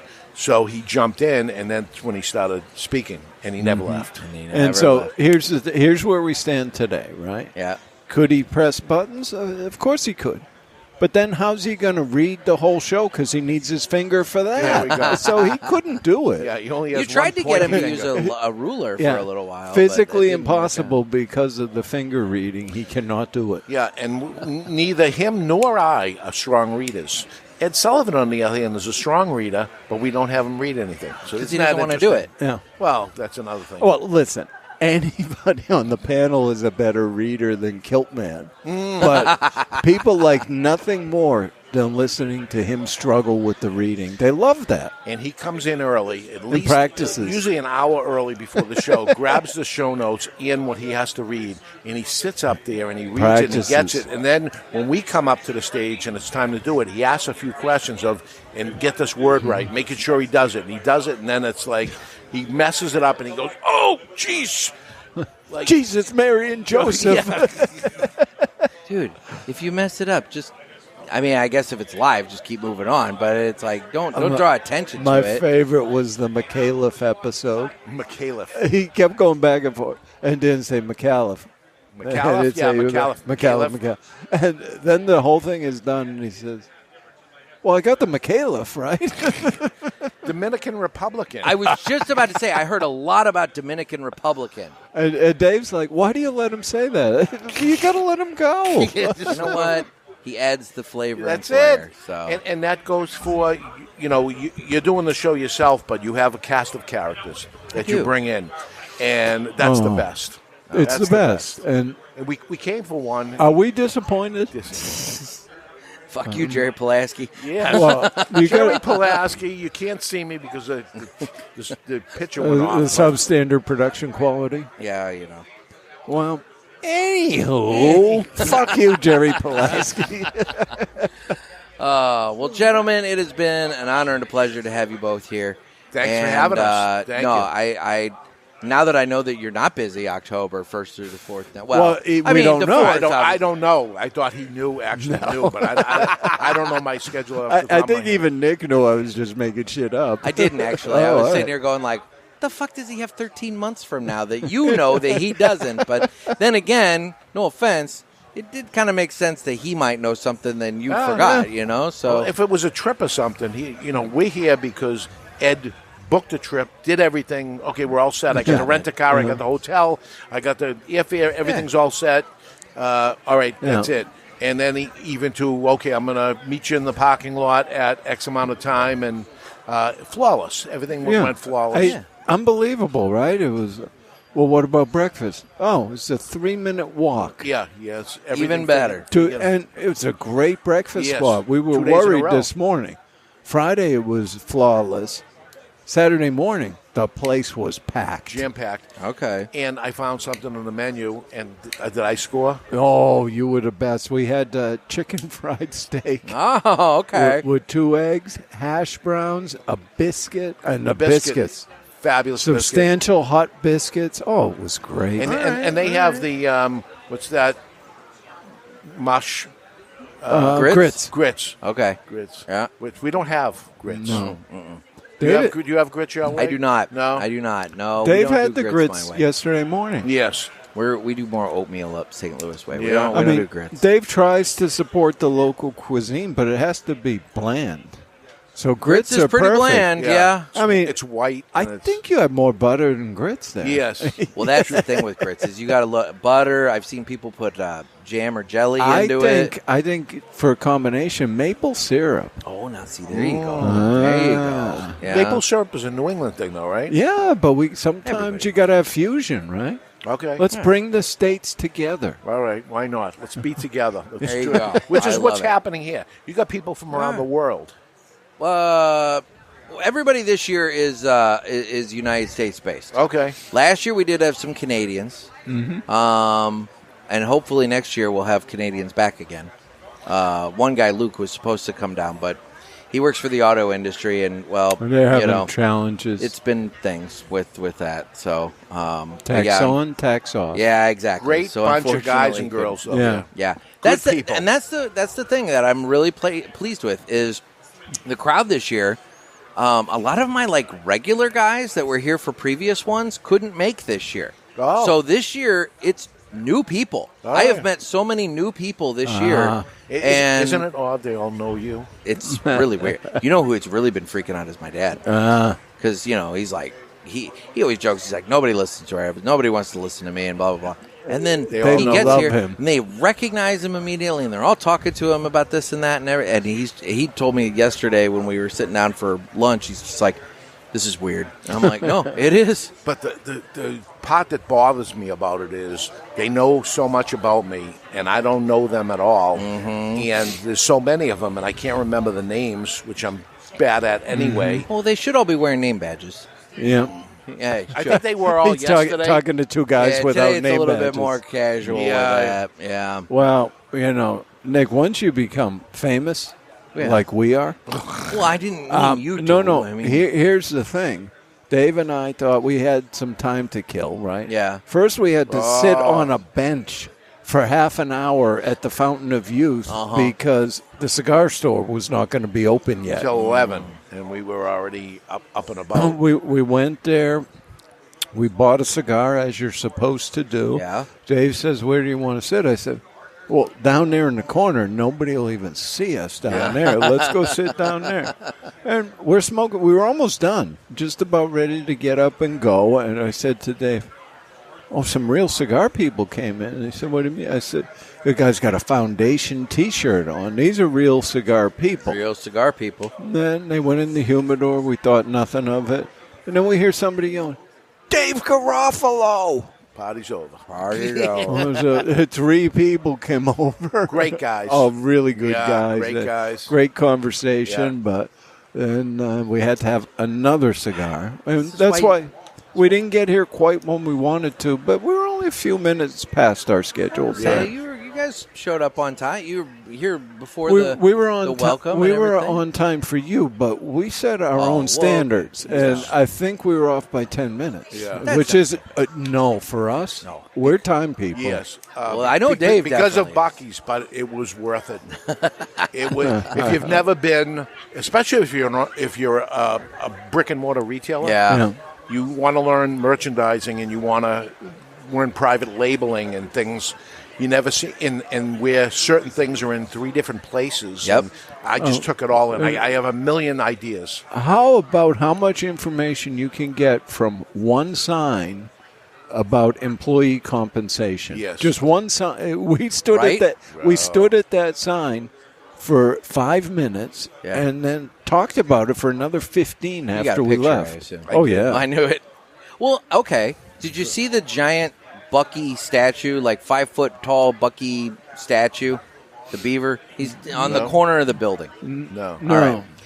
This thing, when I visited it on Wednesday, coming from the airport to the to this area, I stopped there and got a brisket burrito and whatever else. As I'm sitting in my car, that's the one thing Buc-ee's does not have, by the way. They don't have any tables to sit at and eat. You buy your stuff, and you either sit in your car and eat, or you obviously leave. have a car, or you couldn't get there. Precisely. Okay. So you're either eating in the car or you leave. But here's the thing: if you're Buc-ee's, you can put some tables out there, but now you need another employee. Bingo, because they're going to be out there cleaning. It makes sense as to why they don't. But so I'm sitting in my car and I'm eating, and I'm parked right in front of the statue. I managed to get premier spot when I pulled in. You talked a lot to that statue. No, what I did is I watched person after person after person come by with their family and their friends and take selfies with it. Wow. That thing, there's so many photos of that stupid statue out there in the world because of that. I have one from last year with me and Kenn and Trey standing in front of it. That statue is probably so photographed, it's ridiculous. Yeah, but think of the marketing aspect. Sure. Of it. Bingo. Now it's on And social media everywhere. That's my point. People who never heard of it said, "What's that?" Well, it's and while Buc-ee's. you're there, so does Bucky have a voice? I don't know that. I don't know if there's like a cartoon or a voice or something like that. I mean, I can envision down the road of a theme park. Oh, 100%. You know, and does Bucky have any friends and family? He should. He can develop friendships Easily. And have other characters that, Bucky's friends pizza or whatever. Or whatever. There's so much more you can do at Bucky's. He's very- as great as it is. Very Disney-fied. I mean, Yes. it works out very well. What about a reboot of Leave It to Beaver with Bucky as the beaver? Yes, that's good. Or some dental thing of when somebody needs The orthodontist. braces. The orthodontist friend. Bucky brand braces. Braces. Yeah. They're all in that red color, and everything. All right, I love Bucky's, it. this is free. We're just trying to help you out. We're just trying to help you out. And we'll see where this goes. All right, you done with gentlemen. me? Yeah, I think we are going to wrap up here. I'm a little past due for the blind cutting competition, so I'm going to go ahead and cut off the recording now. I'll let the iPad charge for a little while so I can do more. Cut the recording. Yeah, we're going to cut that, and then I'll come back and finish up. But, guys, thank you so much you. for taking Thank the time you. out. I really appreciate it. It's been a lot of fun. Loved it. This has been great. Thank you. All right, so I'm joined by a couple of attendees. We have Hank and we have Dustin. How are you guys doing? Oh, fantastic. Great. Unfortunately, it's the end of the event and everything. So, It is. coming down for the crash, looking forward to next year already. Yeah, well, you know what? Because we're going to be talking about the event and your impression of it, and hopefully you were entertained, let's go ahead and make it this. It's time for the Villiger Cigars Entertainment Report, brought to you by Villiger. Villiger Cigars, one of the leading cigar and cigarello manufacturers in the world, founded in 1888 and still family-owned and operated. Head over to VilligerCigars.com and check the store locator to find a shop near you that carries them. We guarantee that Villiger Cigars will be a wonderful addition to your humidor and cigar rotation. All right, guys, give me the honest truth. Pulpit Fest 2025, what do you think? Fantastic, guys. Hit it out of the park. I thought it was great last year. You guys stepped it up this year. So, I'm looking forward to see the improvements for next year even. So it just seems to be getting bigger and better every year. So, Yeah, it was awesome. It's definitely a step up from last year. Last year wasn't bad. This year, much better. Hopefully next year's going to be better with the cooler weather in October, though. Yeah, no, those October dates I think are going to be really important for keeping the humidity down and everything like that. Because admittedly, for us men of size, it was, not so much you, Hank. You're in much better shape than both of us. No, Yeah. weather-wise, you got some rain. It kept it cool here. You couldn't complain. It was a lot better than last year. And I'll say, we had some rain, but it didn't really seem to deter anybody from being outside. We had some tents, and that helped. The only time I thought that it was really just too much was Saturday evening after we announced the winners of the silent auction stuff and everything else, to where, and the trips, to where it was just too much and everybody had to come inside. But even then, it wasn't that long, and then we were able to at least kind of move under the awning here to where we were still able to sit outside and enjoy that, and it cooled it off so much.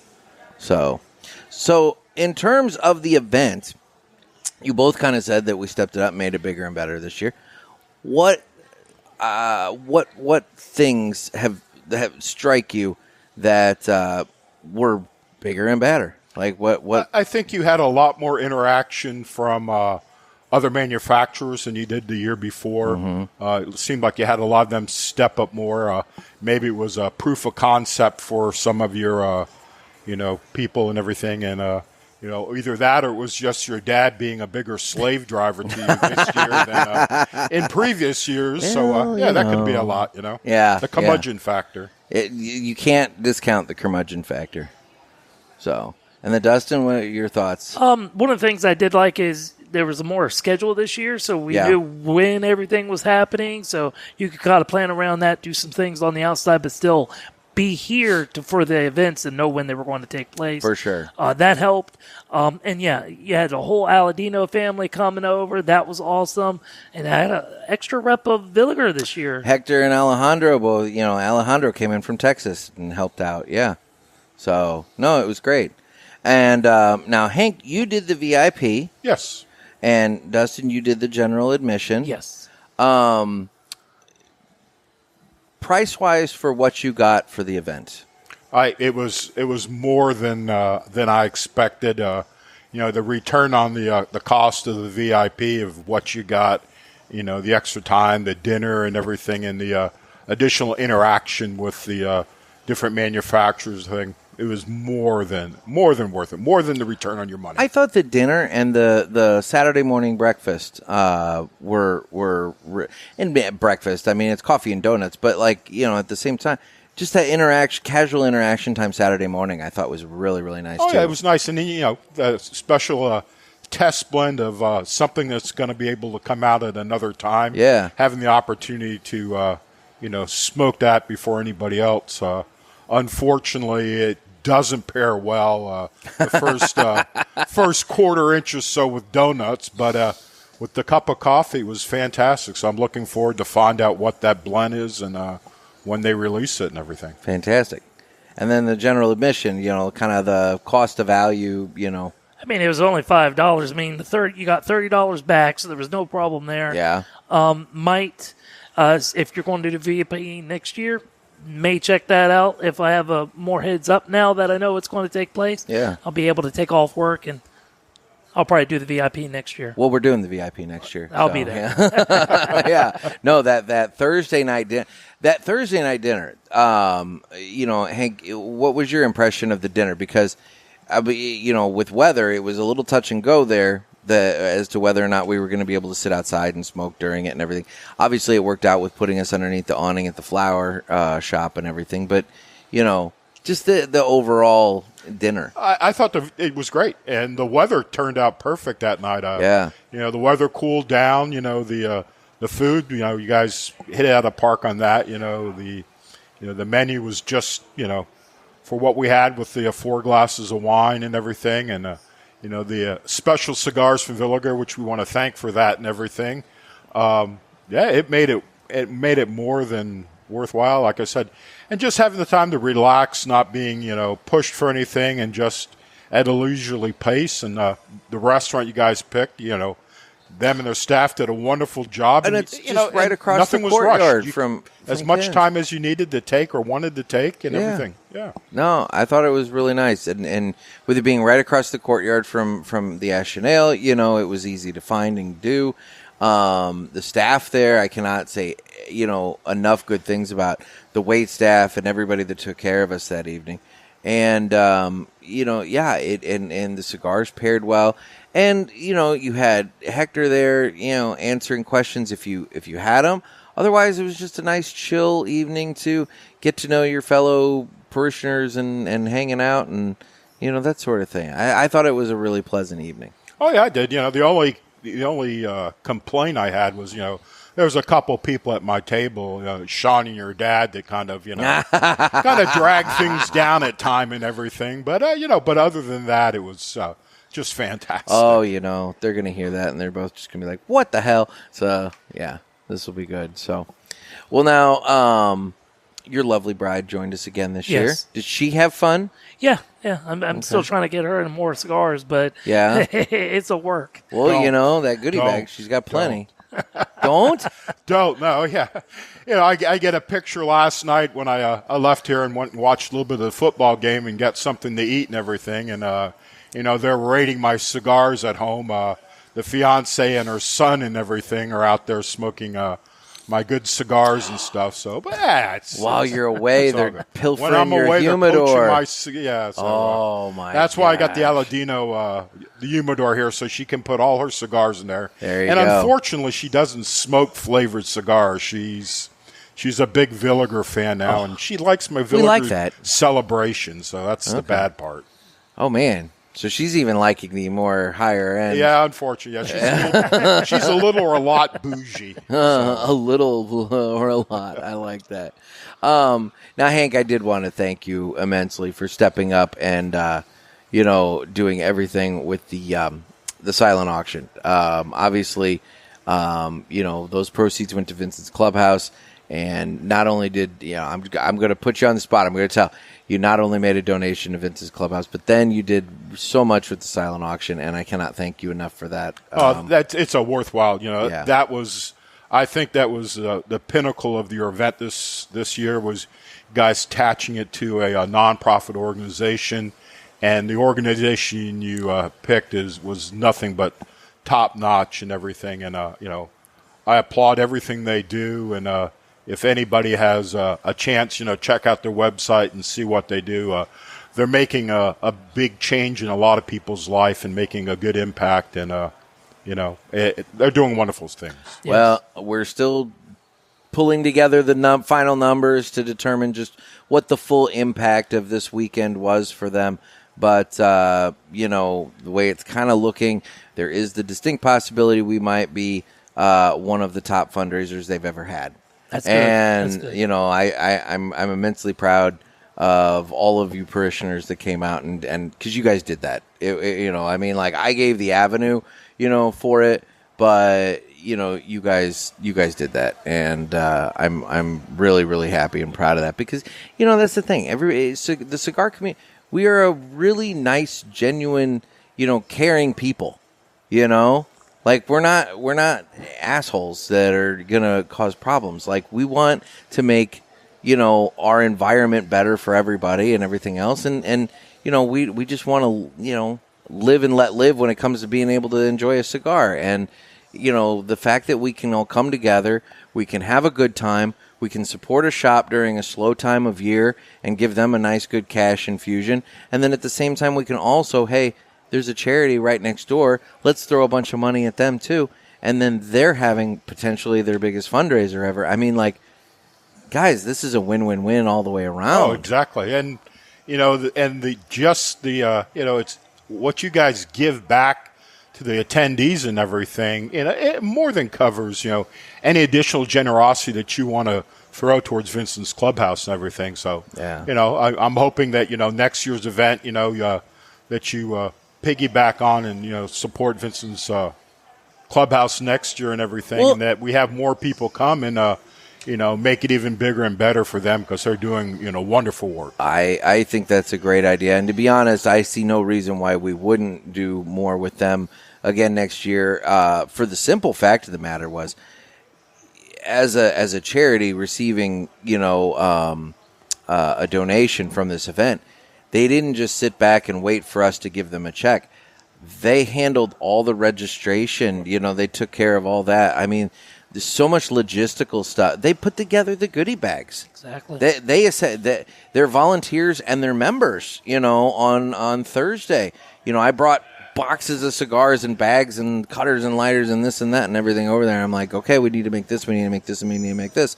And I just left them to it, and they did it. They managed. They made it all happen. They got the Ziploc bags to put all the cigars in the black, Villiger shopping bag. They decided to put them in the Ziploc bags because some had cellophane, some did not, and so they're like, let's put them all in there. That way they're protected and everything. And I mean, they were on top of it, and I give them a lot of credit for being an active participant in the event and not just a recipient of funds from the event. Yeah, and there's a lot of nonprofits, unfortunately, that just look for the donations and everything. Precisely. And, they were definitely an active partner and everything, and all weekend. Yeah, and they had their Surfers for Autism event on Saturday, going on at the same time as this. So they're even splitting their resources. They're Surfers for Autism is an organization where these professional surfers come to an area and they take autistic kids and adults, out into the water with them and teach them how to surf. And so they were doing that on Saturday, and there was some question as to whether or not it would happen because of the waves and the wake and everything caused by Hurricane Aaron. And they were able to do it. And so Vincent's Clubhouse was actually a partner and with them for that event. And so a number of their resources, volunteers and everything else, they were out at the beach on Saturday morning. But meanwhile, you have folks here from Vincent's Clubhouse manning the registration table, giving out the goodie bags, doing this and everything else, and assisting and helping here. So we even split their resources this weekend, and they managed to come through and take care I of didn't realize about the surf. Yeah, Yeah. that'd be interesting to see some video from that. So that'd be kind of cool and There you everything. go. Yeah. But all right, well, last question I'm going to ask you guys, and then I'll let you get back to your cigars and hanging out. Next year will be the third year here at the Ashenale. What have you not seen last year or this year that you want to see next year? Is there anything that's Go ahead. We'll put you on the spot. anything You can go that's first here as missing I'm, that you want to see next year? I think the biggest thing is, you added a couple more events this year. Yeah. And it seems like when we have the events, it gets everyone together, and it's just a fun time. To have the, So a few more games. is Yeah, what just you're a few more games. Nothing, extravagant, but, just get ChatGPT everyone was together. not helpful with coming up with interesting games. The only one that it really helped me with was the blind cutting competition, which I thought sounded like a easy idea. And then everybody was like, well, I'm going to cut my finger. And I'm like, for God's sakes, do you really think you're going to slip your thumb in the middle of a guillotine cutter and take it out? I mean, Hope not. I don't know that those cutters Hector gave out were. They did give us the big ring gauge They cutters, they were didn't they? definitely big ring gauge. They Not did. sure what cigar that was made for, but Probably, yeah. No, I don't know. The Villiger doesn't do the big ring gauges, do they? Maybe No, like I've a never 60 seen. at I've never most seen that or so. big of a ring gauge. Yeah, so why would they? I don't know. Whatever. But anyway, okay. So you're saying more games. All right. Well, then we're gonna have to be thinking of some. I Email will. me some ideas because it was hard. Even just coming up with the blind thing. But anyway, and then Hank, what's missing? Everything's progressing well and everything. I'd like to see a little bit more interaction from some of your other supporters, some of the other manufacturers and everything. To step up as much as Villiger and Aladino did and everything. It'd be nice to see a little bit more on their part. But like I said, it's a proof of concept. So once that'll be year 3. You've proven 2 years and everything. You stepped it up each year and everything, and hopefully these other manufacturers out there realize that and realize what you're doing and what you're bringing to the cigar community, and they can piggyback off of it just like Villiger and Aladino have, and support you and Vincent's Clubhouse and all the attendees. Fantastic, gentlemen. Thank you so much for your time. Go enjoy your cigars and have a wonderful time. Thank you and everything, and I appreciate everything. yeah, thank you. And for Ken with this awesome establishment, great place. If you ever in the area, check it out. It's great. Perfect. Thank you. And I'm joined now by Trey Mac Shipley of Aladino Cigars. How you doing, buddy? My man, this has been phenomenal. Have you had a good weekend? Man, PulpitFest was awesome. I'm sorry, did you say Pulpit Yeah, Fist? PulpitFest. I was wondering. I was like, did I mishear that? Or, Yeah. Okay. It's a very festival. I mean, I didn't deal with any fists, but, I don't know. So I don't know I don't know what happened with your Pulpit Fest experience, but, It's Florida, man. I hope you got a little bit of lube beforehand. Anyway. Got baby oil. Yeah, there you Went go. to this one party one time. We had a bunch of baby They have oil. charcuterie? There was some charcuterie. Charcuterie. involved. Every night there's. You got to have a nice charcuterie. You do. Charcuterie is a very important part of life. It's just bad form and bad hosting if you don't have a charcuterie. No, especially if somebody's like, come to the house. There's a lot of people. Bring your keys. We're going fist deep. And then We've got a nice charcuterie. We got a charcuterie. There you go. You got to have that. So Thanks, Ken. Oh Jesus. So Pulpit Fest. What thoughts? The best Pulpit Fest of all time. I mean, All this is 5. You've been to a number of them. Yeah, this is, I mean, obviously before, the couple before, it was just hanging out in St. Louis, very casual. And then last year, it was a bit more of a step up. This Big year, step up last year. even more of a step up. Yeah, another step up, baby. I thought that the breakfast, the VIP breakfast with Justo, I thought that was great. I had a number of people talking about various little nuggets of wisdom and what did the the people like? historical stuff. I think they liked getting some of the history, some of the insight, and some of the that from him. And I think it was just nice to be able to just sit down and just have a nice casual conversation with let's be real. There was maybe like 13, 14 of us in the room. Yeah, probably. It was intimate. It was an intimate affair. And charcuterie. No charcuterie. But donuts. But donuts. Plenty of donuts. Yeah. And, you're able to kind of just ask questions and talk to the guy and, talk about box prices and how box prices have gone Little up. simple things that people don't know. They need to hear. Precisely. Stuff that, people don't know, don't understand, and, that add to the experience. So did anybody say anything? We showed the trailer to the movie. There was interest when that kicked up, when the documentary, the hand-rolled documentary about Julio came up. Yep. I mean, you heard a little bit of like, oh, when that went, because everybody was looking at the TV, but I don't think everybody knew what it was. And then when it started, it was announced what it was going to be. I heard at least a couple of people soon. like, oh, so very soon. I'm. You have to let me know what platform that's going to be available. Yeah, we'll be I need traveling to see the ending. country. We'll be traveling. The ending. Well, yeah. You only got to 1979. That's my point. I need to know from 1979 your whole to now. life hasn't even started in this movie. No, yet. exactly. I'm still not born in this movie yet. But my point is, I need to know. I need to see the rest of it because that's when it's like that's when it gets good. It's like, oh, plane crash, and then we're done. It's like, come on, let's get some more going here. So, I'm anxious to see that. Come to the farm. We'll show you the ending. Speaking of the farm. Big news. Unfortunately, he had to leave before we were able to sit down and record today. But I'm going to obviously be circling up and talking to him about this at some point. He's going to have to come on the show. Who won the trip to the farm? Motherfucking Teddy. Teddy Caldwell. Teddy Caldwell was the winner of the trip to the Aladino farm. He's earned it. I mean, the guy has earned it. Huge supporter. Yeah. Of everything involved in Pulpit Fest. And so now, Teddy is going to Honduras. And let me tell you, come true. The guy is excited. He's been dropping hints on Facebook all day about I'm going on a trip. Where am I going? And I love it. He already texted me this morning talking about how he's got his passport progress, application going, and how he's paying for the expedited to make sure it gets to him quickly enough so he ensures that he has it and everything. And I mean, the guy, he's psyched, man. And let me tell you, consumers don't get to come down. No, this is a big deal. No, this is a really big deal. But then on top of that, a guy like Teddy, I mean, he's a super genuine, nice guy. He's going to get a lot out of this and going to really appreciate it. Yeah. You'll learn so much. Even people that think they know, they've been in the industry for 20 years, until you've gone to one of the major farms. It opens up your whole eyes. You look at everything a lot differently. So from a consumer perspective, he's about to, take a hyperloop. Yeah.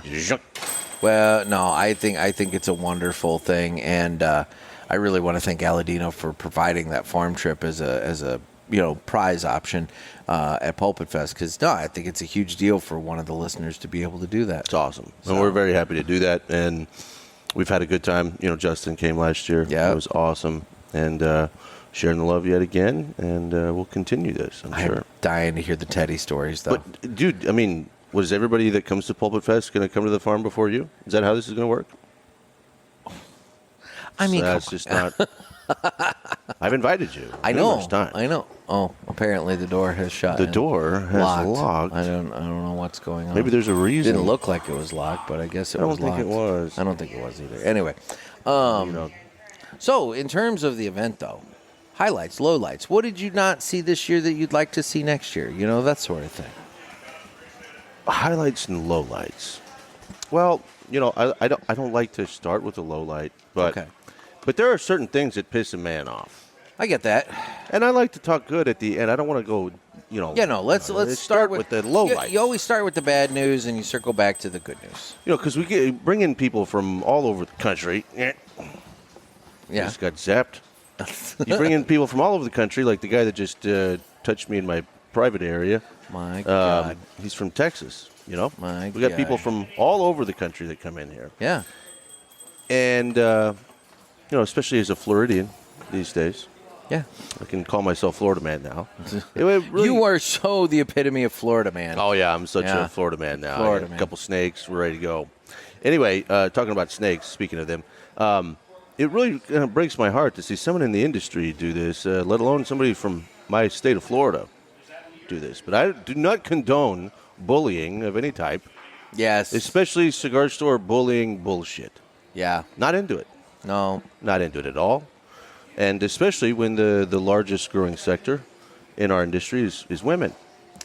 Definitely don't bully a woman. I know what you're getting at.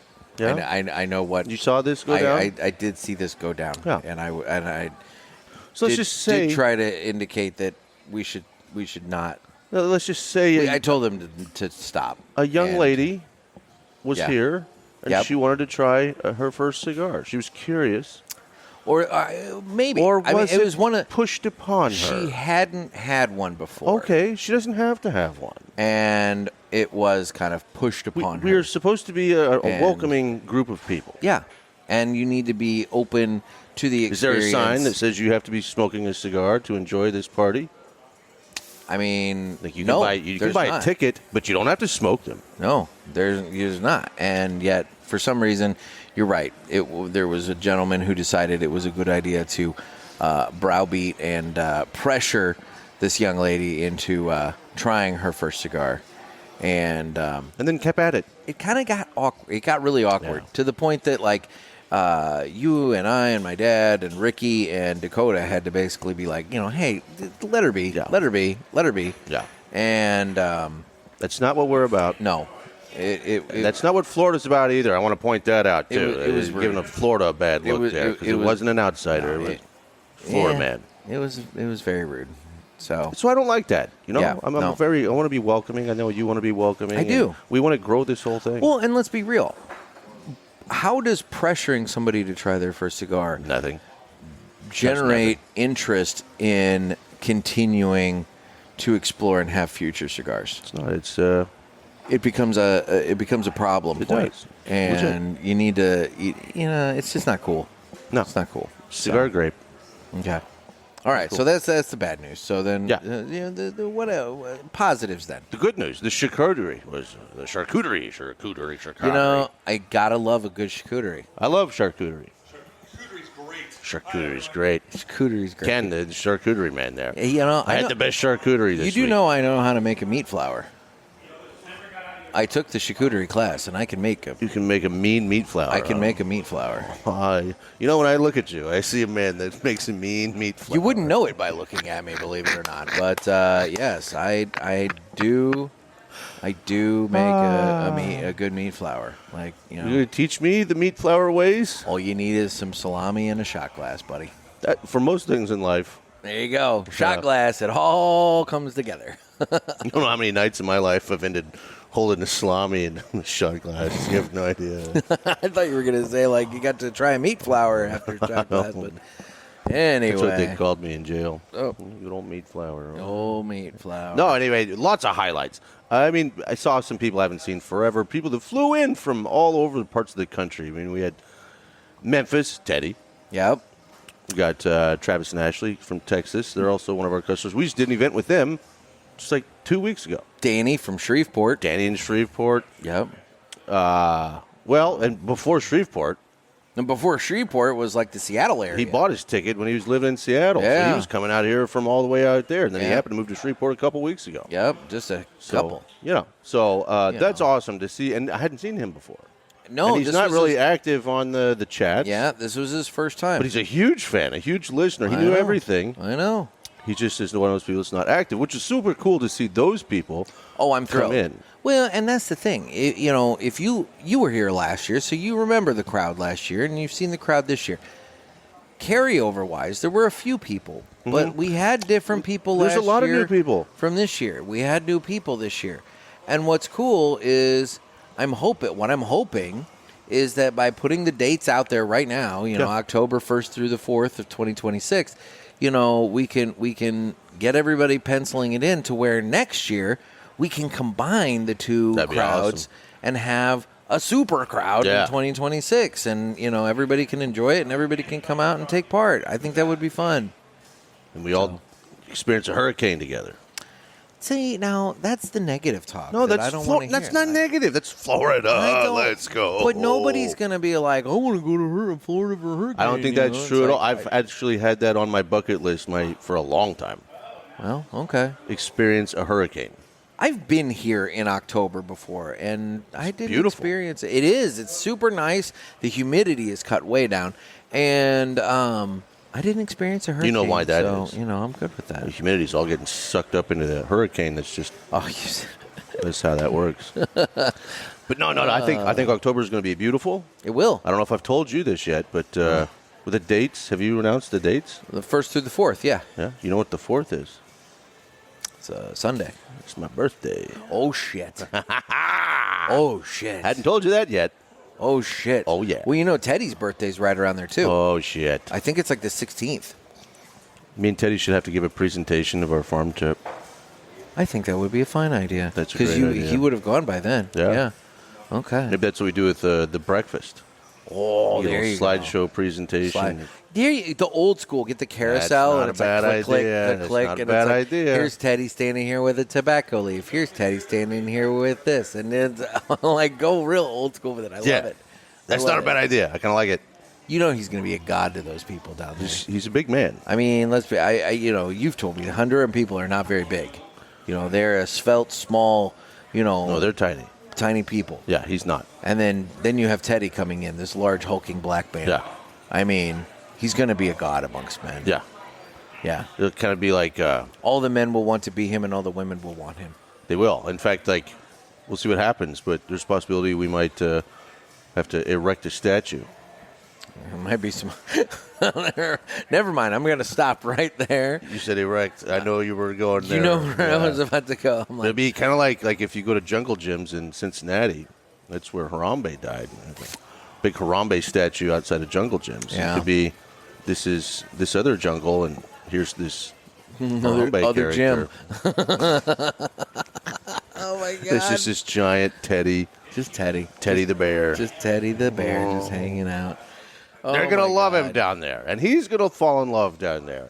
Oh, That's yeah. the thing. You go to Honduras, you get in the mountains away from everything, no city, no nothing. You just fall in love with the soil and the tobacco and the whole experience. The food, everything's fresh. It's right from the farm. It's amazing. I would probably give my left nut to see the conversation between him and Julio. Well, good news for you. Yes, I know. You don't have to I can give come your to the left farm nut. without giving my left nut. But if that's on the table, it'd be pretty cool to take a nut at the farm. No, because then I'd have to go to the vet. Oh, we have a doctor now. Oh, that's good. Yeah, we can do it. Well, I've heard about the whole vet situation. Yeah, there's a vet situation. You don't want those sutures. I don't want the sutures. No, we have an actual especially doctor with there. real sutures, so, Okay. You could back up your words here. Oh, my God.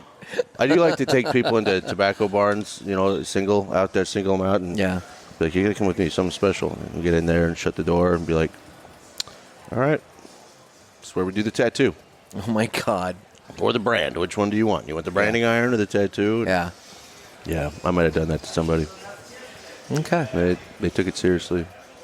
I'm pretty gullible. Let's put it that way. Would you do it? No, I'm not going to take a fucking I don't know. brand. Apparently, we have people here that are getting tattoos I know. from this event. Yeah. Yeah. You brought it up.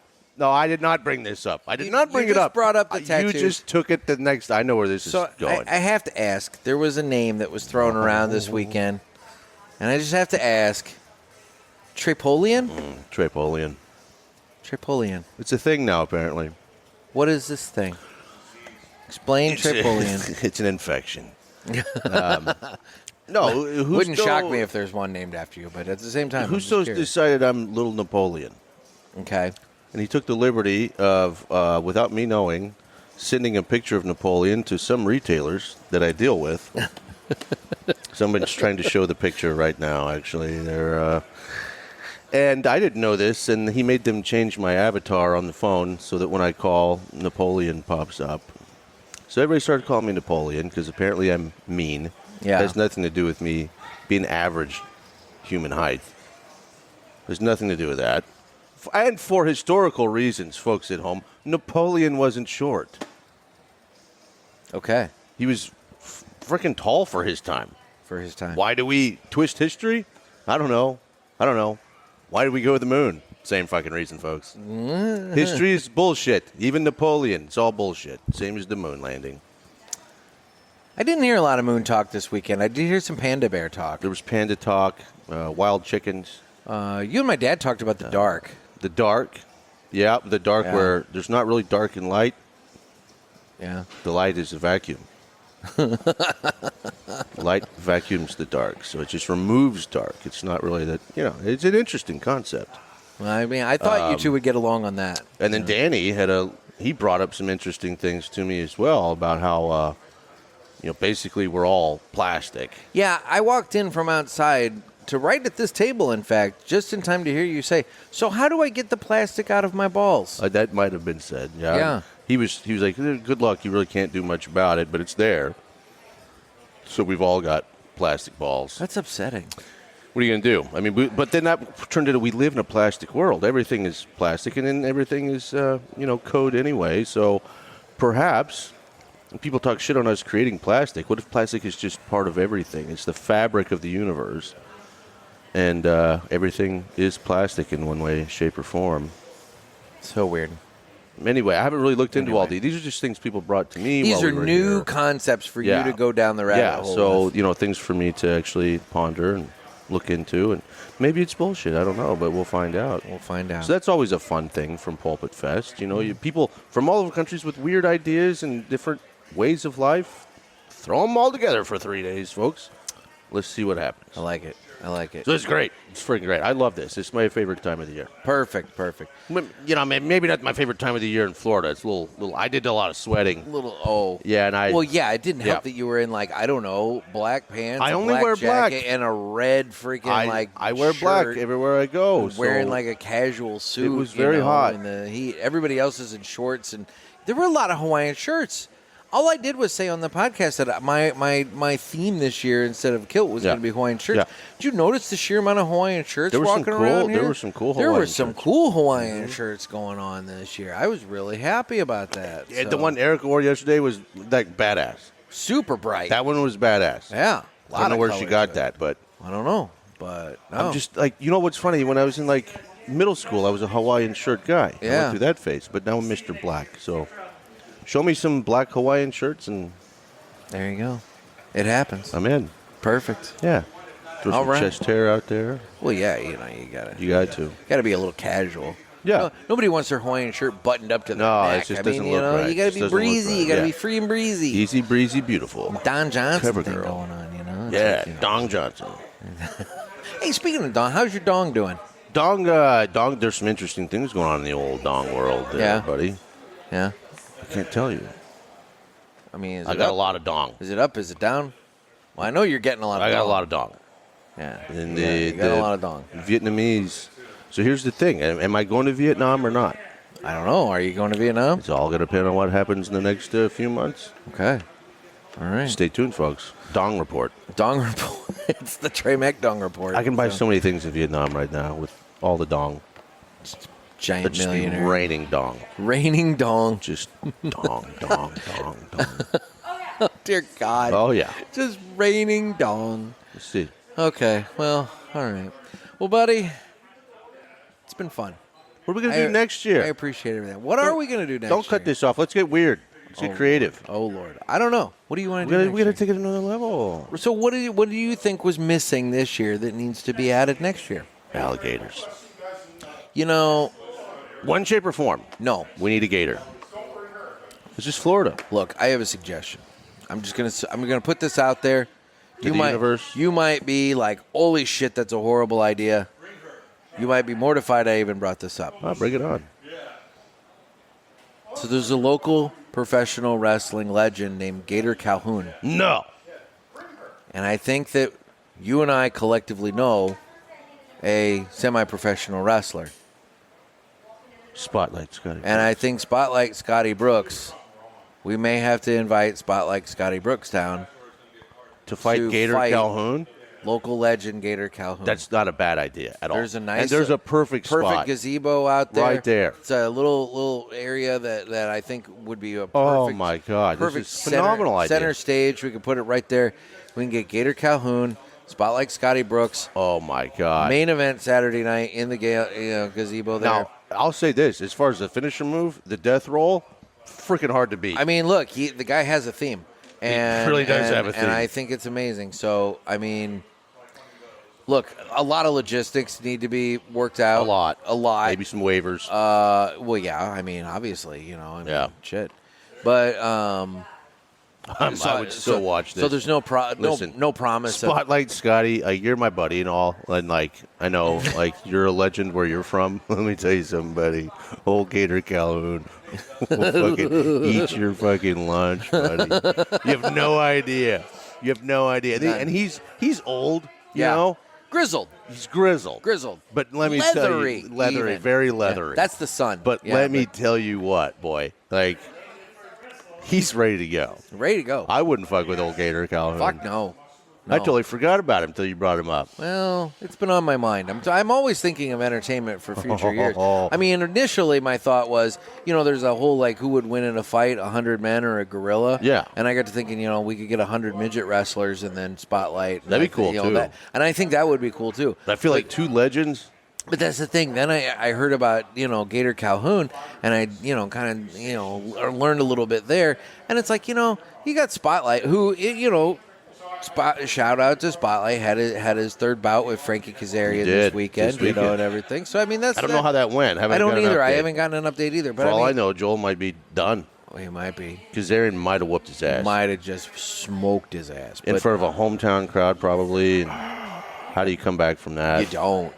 Unless you move to Florida. That's what happens usually is people move to Florida, start a new life, and wrestle Gator Calhoun. Well, I mean, he doesn't necessarily have to move to Florida and start a new life. He doesn't have to. He can just wrestle Gator Calhoun. But we could figure out a way to have him wrestle Gator Calhoun. And he's not ready for Gator Calhoun. Well, we'll see. I mean, Spotlight's good, but he's no Gator. I think this is a conversation that we, look, with it moving to October, we have 13 and a half months now to plan ahead for next year. What's the harm in having a conversation about, Spotlight Scotty Brooks taking on Gator Calhoun out in the gazebo for next year? I think that's a good idea. The thing about Gator, not only do you have to worry about the death roll, but his mistress in the ring, she always pulls some shenanigans. Miss Manatee? Oh. She big girl. Seems real nice. Yeah, but she's a big gal. But, she'll take you down. Man, Spotlight is not ready for this at all. No. Bring it on. I love it. Let's do it. So, okay. So that's what we need next year. Yeah, man. So fucking Swamp Rock, and that's what we do. I think it's great. We got to do this. Smoke. PulpitFest Professional Wrestling. Dude, Dave did it. Yeah. Well, he did it with midgets. Well, we're going to do it with Gator Calhoun and Spotlight Scotty Brooks. And I personally think this is the best idea. This could be a lot more entertaining. This is a great idea. And folks, I do love the midget wrestling. Trust me, I've said that on the record many, many times. Yeah, those little guys, they're flipping around. Yeah. Dude, if you ever in your travels make it by Pigeon Forge, go for it. You got to go to their headquarters and watch. Done. It's amazing. It's so fun. I'm in. Anyway. So we'll call Spotlight one of these nights. We'll call Spotlight, and we'll just be like, look, there's this guy, Gator Calhoun. He's got this thing. All comers are welcome. He never turns away a fight. You just got to because he knows he beats everyone's ass. That's exactly it. You just got to be willing to take He's undefeated, basically. I mean, it's a big deal. So, anyway. Well, that's I'm glad you brought that up before we left. But so next year, even bigger than before, we're going to figure something out. We'll figure it out. We got time. We'll figure it out. We'll do some crazy shit. It'll be awesome. I think this might be the best idea. I was thinking about, an actual Gator experience, but then you brought up Gator Calhoun. I'm like, okay, so maybe it ties into Florida, the Gator. All right. So it kind of does. And wrestling is huge out here, so. And that's the thing. It adds the wrestling, entertainment component to it. I don't think that's a bad idea. People will come from all corners of the world for this. For sure. We need to. Technically, we've had international visitors. We have. Not this year. Though this year everybody was from the States. I really want a listener from not the Western Hemisphere. See, we need to get Bjorn from Sweden to fly. Bjorn! Oh, Bjorn. Come on, Bjorn. Bjorn, come over. Bjorn, we'll introduce you to everything. Because I don't know when I'm ever going to make it over to the smoking lounge over in Malmo that he's a member of. Malmo. I have a signed. They say the mountains of Malmo. I have a signed sticker framed above the fireplace mantle in the cigar lounge in Malmo. Yeah. Bjorn needs to get his ass out. I'm saying, Bjorn, he's got 13 and a half months to plan ahead. He can come out. And, yeah, you got more than a year. It's like, you got time, man. We need some international flavor. We do. Okay, so let's work on that as another level. I think it's a wonderful idea. Yeah? Mm-hmm. Okay. All right, well, thanks for letting me be a part of this. Aladino always No, this is great, this, man. so. I appreciate everything. It was wonderful seeing Justo and Vivian and Adriana. And, I'm sorry that schedule-wise it didn't work out for me to be sitting with you and Justo at this point. Yeah, go see Justo's mom. Yeah. Dude, he's got to go see his mom. I get it, But just let him know that he owes me an episode. He does definitely 100% owe you an episode. And I want to have a very specific episode. You guys had an interesting talk. We are going to sit and we're going to talk sci-fi. Because I didn't know, I had no idea that Justo was the sci-fi connoisseur that he is. And we're going to talk all things Star Trek. Because he told me flat out he's doing a rewatch right now. He's just going through everything and watching Star Trek and all that. But the guy, Star Trek, Planet of the Apes and Stargate and all. He loves all of that. Yeah. So yeah, he owes you an episode make it nerdy. We're gonna nerd out big time. Love it. I'm gonna, this is gonna be a whole new side of Justo you never heard. No one, he has not told anybody any of this. We're gonna barely talk cigars. We're gonna. I would like. He needs that. Right Let's into just Trek. see who is Justo. We're gonna go right into the nerd stuff, Love it. I'm gonna Let's love it. Dude, you heard him. He flat out told Vivian, Nick and I are gonna go to a Star Trek con. He wants to go to a Trek convention. Did say that. Now, he's like, I'm not going to dress up. And I'm like, well, neither am I. Neither one of us are going to be getting out our pointy ears and be going around and, whatever. But, But it would be pretty cool if you did. It would be fucking funny. Would be funny. But, no. Maybe an old Xenu while you're out there doing that. Oh, shit. Xenu. He's around. He's around. He always Dude, knows it's Florida. everything. I mean, let's be real. He's never showed up at PulpitFest. Based over in Clearwater. He's never showed up to PulpitFest. He's not, well... Always here in spirit, but never showing up. Sounds like he's disappeared for a while. Maybe something happened. Yeah, I haven't heard about Xenu in a little while. Well, so he's going to show up someday at PulpitFest. Oh, with the lizard. We did. You know what? We had the lizard. The Geico lizard came to the event. We had the mascot, the lizard mascot came out, which was perfect. Everybody got the lizard mascot and all too. that and everything. It was just absolutely perfect timing. It worked. It worked so well. We're just out there chilling. All of a sudden, this giant fucking lizard just walking down. Like, what is this guy? And he came right to us. Yeah, because it was coordinated. Oh, yeah, this wasn't the lizard. Yeah, I thought he was uncoordinated, but maybe I didn't pay attention. No. The lizard was like he had skills. We made that happen. No, I'm saying we made that happen. That was on purpose. Oh, because I watched him pet the dog and he had to kind of bend awkwardly. I'm like, that dude's not coordinated at all. Oh yeah, well, but you're saying you coordinated this. The head was very top. Yeah, it was very. Yeah. But no, we had the lizard show. Oh, up. you knew the lizard was going to be here. I did. Yeah, did Ken? No, no. It was a very, very small group of people that knew about the lizard because we didn't know if it was actually going to happen until the last minute. I gotcha. Well, that was cool. Do you know that suit is $10,000? It looked like it weighed 10,000 pounds. That is a 10. Well, I'm sure it was hot. Oh, you know it was. Yeah. 15-year-old Good kid thing they're inside, cold-blooded. It's like, Yeah, no kidding. I'd feel bad. I thought it was cool though. It's like hey, we got the lizard. We got a mascot going on. So we're gonna do mascot next year. I mean, maybe we got to figure out exactly what the mascot logo is next year. Because last year it was the little palm tree. Yeah. And this year we had the lizard. Next year, I don't know. We'll figure it out. There was some palmetto bug. We could do that. Maybe we could do the crane. The Sawgrass crane. No. That's Sandhill cranes. Sandhill. No. The Sandhill cranes they can. Those things can fuck off, buddy. They are horrible creatures, and they're around. They like to go inland. I think I've seen a lot of these white birds with the kind of yeah. So they're the minis. Yeah. And no one cares. You can kick them. Nobody cares. Okay. But the sandhill, I mean, these things are like 4 feet tall with, the beaks of a fucking, Roman goddess. Yeah. I don't know why I said that. I don't know why you did either. But they're like, so they're right at like crotch height. Maybe that's why. And they're pointy and long, and they don't care. Like they kill dogs in my neighborhood. Mm-hmm. So do you want that thing coming at your schwans? No. I don't want a bird coming at my schwans at all. No, I don't. But they're like endangered, so you can't touch it. So if the bird wants the worm, The bird gets the worm. All right, then. So wear the codpiece, folks. The banana hammock or the ball hammock underwear was very nice for this event. You like that? Oh, dude. Yeah. Nice and breezy. Kept it nice and dry, I should say. Maybe next year, can we get like Pulpit Fest ball hammocks? Ooh, now there's an idea. You guys are going to need these. You're going to thank me. Goodie bag item. Get ball hammock underwear for everybody. Yeah. Branded up with Pulpit Fest on I like the ass, it. you know? Yeah. Juicy. Juicy. Juicy. That is just... I don't want to see Teddy wearing anything like that. Oh, I have to get him that before he goes down to the farm. That way, when he's chilling out at the pool, he would get him a nice Speedo for the pool, and he's just hanging out there, just juicy right there on the butt. Oh, it's gonna be blonde. It's gonna be fun. It's gonna. You guys missed out. If you didn't come, you freaking missed out. You did. We had Ferraris here. We did.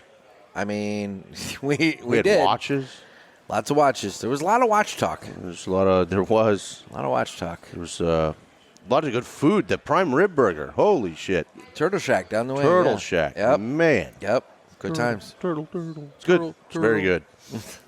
I don't know, man. Any ideas? Like, shoot them at me. Get crazy. If you want me to get really weird, you know I will. I know. Well, this Gator Calhoun thing has Gator potential. Calhoun, that's got some legs. We're gonna have to work on that. So anyway, Trey Mac, buddy, love you, brother. for thank you so much. No, Let's never ever stop doing this. Let's better and better and better. I love it. I love it. Token to say thank you. Oh, that's those are new. Little Aladino. Those are new. Ooh, that's a nice heavy cutter. Ooh, that's a nice heavy cutter. Perfect cutter, no less too. Yep. Ooh, nice. And then these just came out this week. So take the new Project Lomas. Oh, so excellent. Enjoy that. It's a box press, but I will. Oh, Jesus. Christ. Thank you, You buddy. enjoy that. I do. Thank you so appreciate much, it. Nick. Thank you. You're the best. This has been wonderful. All right, brother. Thanks. And I'm joined by Ricky, who is one of the attendees. How you doing, buddy? I'm doing good. How you doing? Doing wonderful. So, Pulpit Fest 2025. What are your thoughts? What did you like, dislike? You know, give me the full report. It was a really good time. Yeah. Last year it exceeded last year's. I thought last year was really great, but this year surpassed that. It was really great to see some of the old people that came back, the old friends that we made last year, and made some really neat new friends this year. A lot of new folks this year versus last year. Yep, yeah. Definitely. I'm happy about that. Yep, some really great people. So you did the dinner on Thursday? Yep, and that was fabulous. That was really. Did you enjoy that? I did. Is that a nice addition to everything? Yeah, I don't know what them little dessert things. What were they called? Petifor or something. The little cubes of. Yeah. One was like a berry cheesecake thing or something. That one was really good. Yeah, and then the other one was like, it looked like chocolate with like multicolor layers. I don't know what that was, but yeah, the cheesecakey one was my favorite of the two. And it was really neat the way they did it too. It's like they spaced it out. You could have your cigar while you're eating. Yeah. And it was just a different experience. You don't usually get to do that in places where you go. No, you don't get to. Well, yeah, eating and smoking at the same time is definitely not something that you encounter too much. But what I thought it was really cool was Hector, giving the advice as to what cigar to pair with what. Like I don't know what you smoked with dinner. I had the Miami. I had the Colorado cigar. It was really, really, really good. Yeah. So and it went perfect with the wines. Of course, we had 4 glasses of wine with it. We had to have the different styles. Different styles, you know. It's not like we were just like, hey, let's get drunk. It's like, 4 different styles. No, it was classy. It was classy. I thought it was really nice. And it added a little something to the event, you know, and everything. And then Friday, we did our thing, and you were able to pop in for a little bit. You were busy on Friday. Yeah, my boy. I don't want to say unfortunately because it was a really great day for my boy and for us both. He had his cross-country meet up in Jacksonville. Yeah. So we went up there, and he did really great. Out of the elite runners, got 34th out of 363 elites. Wow. Which was pretty great. He PR'd his time by Tarzan 16 runner, right? seconds. Tarzan runner. Yep. Okay. He has a YouTube. He puts videos up on his YouTube. And Tarzan Runner? Yeah. Okay. All right. Instagram, there we all go. that stuff. So if you want to check my boy out, so there he is. And then Saturday, we had a lot of fun Saturday. Yeah. Now, forgive me for not remembering exactly. Were you here in the morning for the part with Justo? Yep, I got here first thing, came in for the VIP breakfast. Perfect.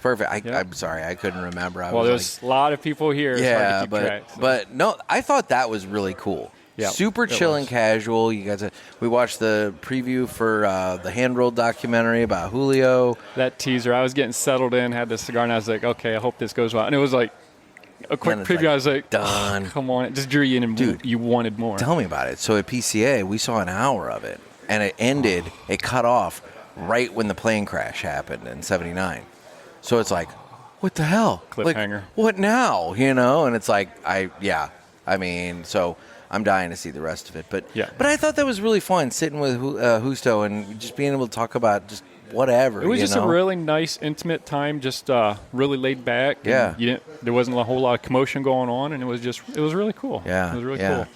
And, and Villiger stepping up big with all the games and all the cigars. My God, the VIP cigars, the Friday cigars, and then everything with the games and everything. It's like, my God, if you're leaving here without having tried something from Villiger, you're not trying, And there was some really great stuff that I didn't have from them before, and it was really great. So I was at home this morning looking through my stuff there, and I was going to say, the goodie bag for this year, was it on par or better than last year? So much. Last year I thought was really great. Yeah. Don't get me wrong.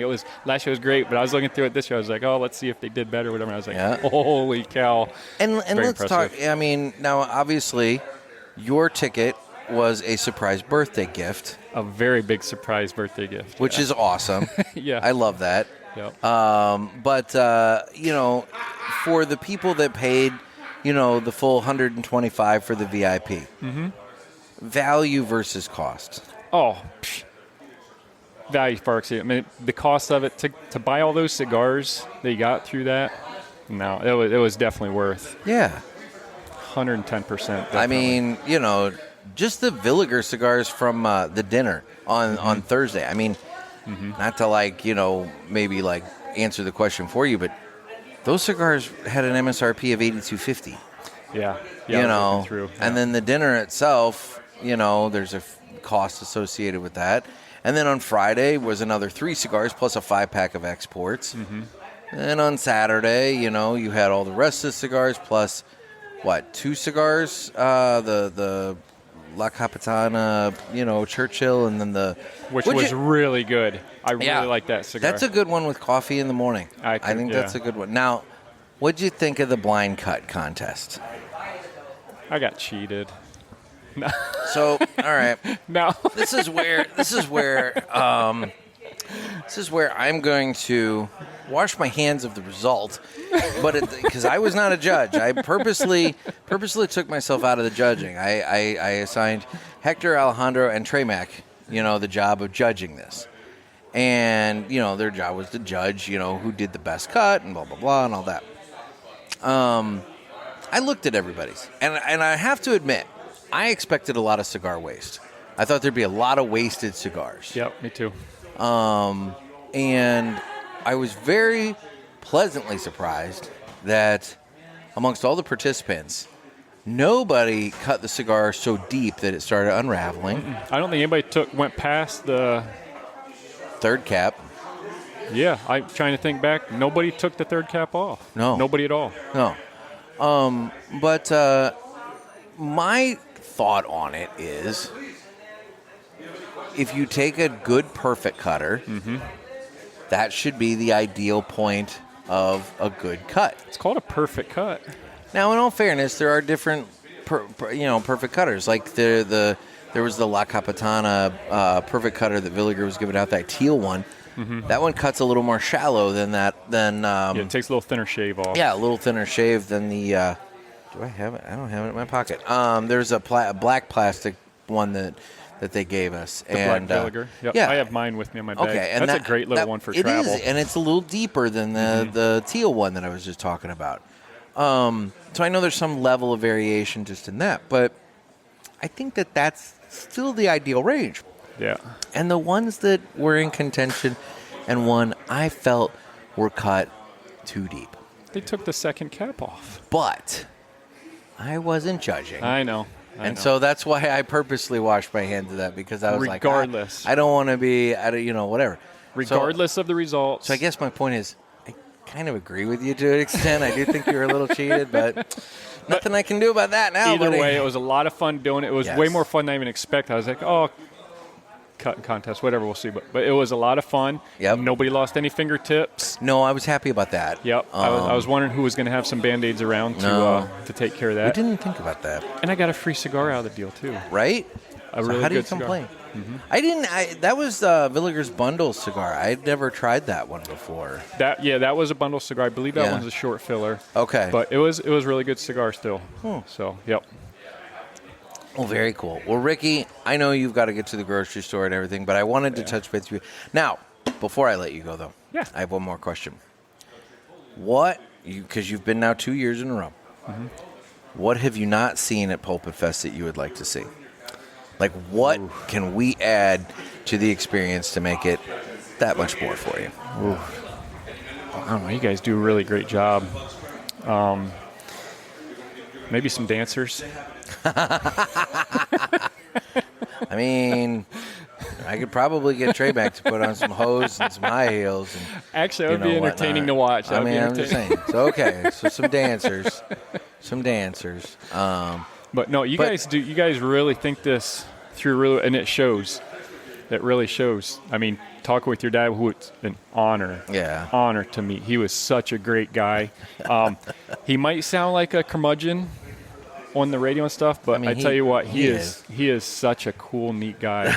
So, and he was telling me a little bit about how you guys were just working through stuff and getting stuff prepared, and like just the anxiety and stuff that goes with it. Yeah. But it doesn't show when you're in the motion of doing it. It flows so well. Yeah. Well, and that's the thing. I mean, even he and I, Ken, talked about it, and it's like, realistically, unless something truly 100% catastrophic happened, like somebody dies at the event, had a heart attack and dies, something like that. If anything went off plan, you guys would never know if we just kept our head together and just dealt with it. It's like, because nothing was so hardcore. Everything was very casual, and so it's like, because of that, so that being said, it allows for things to fluctuate a little bit. So that being said, did something go off the rails that we didn't know about? Not that I can recall, actually. Well, there you go. We very nearly had a box of Villiger stuff not show up. That would have been a big problem. Yeah. But somehow or another, by the grace of God, UPS found it the day of the dinner. Yeah, the day of the dinner, it showed up. That's cutting a little close. And let me tell you, that box with the amount of tape that was on it, that box has seen some things. I don't know what happened to it, but it went places and it saw things. But that box contained all the lighters and cutters for everybody, and it contained a lot of products. And thankfully, it showed up. But also, to their credit, Hector, we alerted Hector that this box is missing. UPS even says it's missing. They don't even know what's going to happen. And to his credit, Hector went to the warehouse in Miami, got everything again, packed it all up, and was driving it up here when he came up. So we were going to have this stuff, but Hector was kind of running on minutes in terms of getting here in time for the dinner. And so it was kind of one of those everybody's checking in starting at 5, but we're not going to have lighters and cutters for it, but we can put it at the table settings. And anyway, it was just a whole thing. But he's a great guy. But it all worked out. Yeah. Oh, Hector's wonderful. And, he's so chill and so fun. And he's super real with you, too. When you talk to him, Yeah. he just makes himself super real. It's like you don't got to look at him at a certain level or whatever. He's just right there with you. Just a really neat guy. No, I mean, obviously, I wish Renee was able to have joined us. Yeah. Completely understand, why he couldn't. But hopefully next year we get him for the full experience, because 2 years back he had there was some business he had to get back and attend to. Which again, I mean, he's the president of Villiger North America. I understand that taking an entire weekend is kind of a stretch, but he had to get back, and then obviously this weekend he had to be in Switzerland for a funeral and then a board meeting. So again, totally understand all that. But hopefully next year we can have him, and because I'm not saying that because I'm I want him here, for the. I think that I want him here to enjoy and to see what he's helped put together with us, because obviously their sponsorship has been huge for this event. And I want him to be able to sit and look and see how all of you are smoking a cigar, trying their cigars, experiencing, being able to talk to you about his cigars and have the experience that Hector's now had for 2 years. I want Renee to be able to have that, Yeah. So... when you show your appreciation to these guys, they just really accept it. They don't just blow it off either. So it'd be really great to be able to show him our appreciation too, just face to face. I think it would be really nice for him to be able to experience and feel the love, for what he's given us. So anyway, so. Well, Ricky, I'm going to let you go, but thank you so much for taking time out. Thank you for attending Pulpit Fest. I greatly appreciate it. Sure. Thanks for doing all this. It's really great you. what you do for the community. It's just, without you guys, there's so many people that wouldn't grow through this, and we just really appreciate all that. So it's perfect. Yep. Thanks, buddy. Thank I you. appreciate it. Thank you. And I'm joined by Erica Flores of Vincent's Clubhouse. How you doing? I'm good. How was the weekend? It was a great weekend. We had an amazing time, raised a lot of money for Vincent's Clubhouse. Extremely impactful. We'll be able to really do so much with the donations from this weekend. So it was great. I'm so glad to hear that. Now, my people, they the parishioners really stepped up big time this weekend. So not only, did they spend well at the Ash and Ale and, provide them yet another record-breaking weekend. We broke the record from last year. So, everybody needs to have a big congratulations for taking part in that. Not only are we supporting a brick-and-mortar shop in an off time of year and giving them their best weekend ever, 2 years in a row now, but then also, a good chunk of money has come over to Vincent's Clubhouse, which... estimates are still being formulated. We're still totaling and tallying up and pulling things together and then, figuring it all out. But realistically, this was a big weekend for you. It was. It was actually enough money to raise that would put at least 5 campers through our entire 6 weeks of summer camp. That's so awesome. Yeah. I love hearing that. So it's pretty significant. Pretty significant. We had the generosity was just very overwhelming. It was very, very overwhelming, especially considering, there were so many people from so many different geographic locations. Yeah. We have very good donors, very good support from here in Flagler County, but to have people really step up to support our mission that, aren't necessarily directly impacted was really inspiring. Yeah. No, I love that. And, and some of these folks, they don't necessarily even have someone in their life that's impacted by autism. They don't, they don't have a loved one or something like that. They're just good people that recognize a good mission and just want to help out, I specifically want to call attention to Hank and Alan, who were the big winners in the not so silent auction. It turned into a live auction at the end to drum up a little bit more money. And but both of them, they stepped up big. Yeah, they did. The two of them were just exceptionally generous. I was really blown away, and all of the raffle tickets for the gift certificate to Ash and Ale. There was just multiple times through the weekend. People would come back and buy more tickets, and it was just awe inspiring. It really was. Like I said, people that aren't necessarily connected to our community, really, really stepping up. And then there were others that were able to relate and were like, well, I have a grandson or a granddaughter on the spectrum, or I think it does impact a lot of people, and I think that's really also something that everyone could kind of relate to. Well, and there's additional things that are happening that aren't necessarily tied. They're tied to this weekend, and that people found out about you and found out a little bit more. But at the same time, they're not necessarily just cash donations given to you. I know you said that you spoke with Lisa about supporting a camper next summer. Yep. Yep. So, I mean, that's something. She's going to be supporting a camper, and Danielle wants to come up, and she lives down in South Florida and wants to come up and volunteer for some of our camps. She has a background in special education and in the education system down in, I believe it's Broward County. So, just people just really coming together and really supporting what we do and supporting, citizens that have disabilities and need a little bit more support. And it was incredible. Excellent. I'm so happy to hear that. And then, I wanted to give a big thanks to the anonymous benefactor who purchased the gift certificate that we raffled off, the gift certificate for the Ash and Ale, because that was obviously a idea of theirs, and it worked out very, very well. I mean, we raised far more than the value of the gift certificate. $640. There you go. So, $640. It was a $250 gift certificate that raised $640, and that's amazing. And, and then you receive some other donations throughout the week, cash donations and everything throughout the weekend. So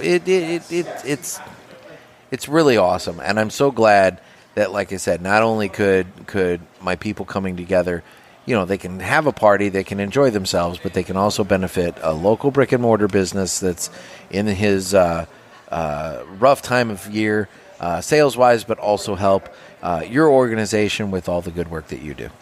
Well, thank you. And, it was really cool. Like I said, it was our first experience dealing with, any type of cigar organizations and whatnot. And everyone was just so friendly and so supportive. And, the interest, asked a lot of questions, came to tour the Enrichment Center, really, really, came down here for a fun weekend and then just ended up, learning some more about how to, support people with disabilities. And it was cool.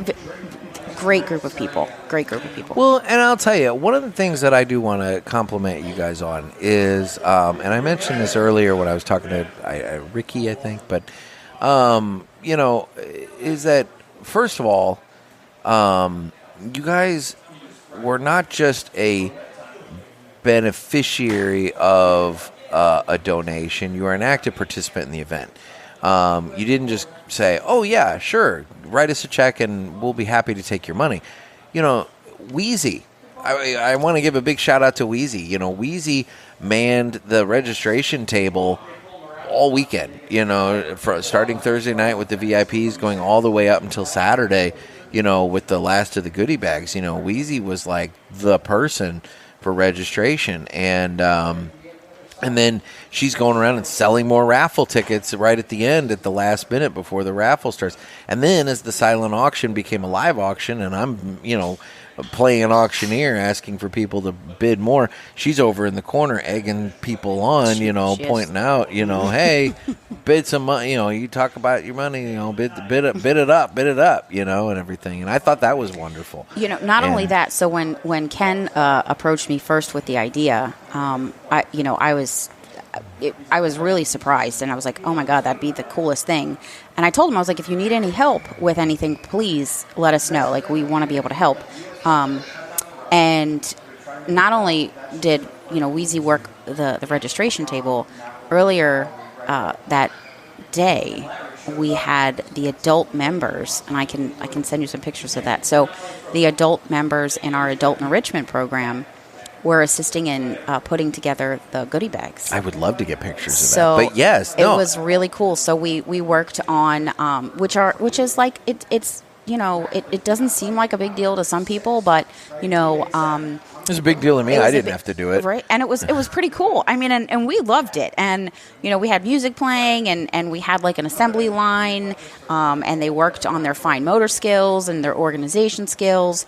And they had, and then teamwork and collaboration, which are things that we touch in our adult program, doing things in a specific order, tasks. And they had a ball, and they felt like they were part of it, and they knew what we were doing it for. They knew that our neighbors were putting together an event for us, to help us keep the clubhouse open and make sure that we're able to continue to provide our programs and services. So, it was an incredible weekend. Excellent.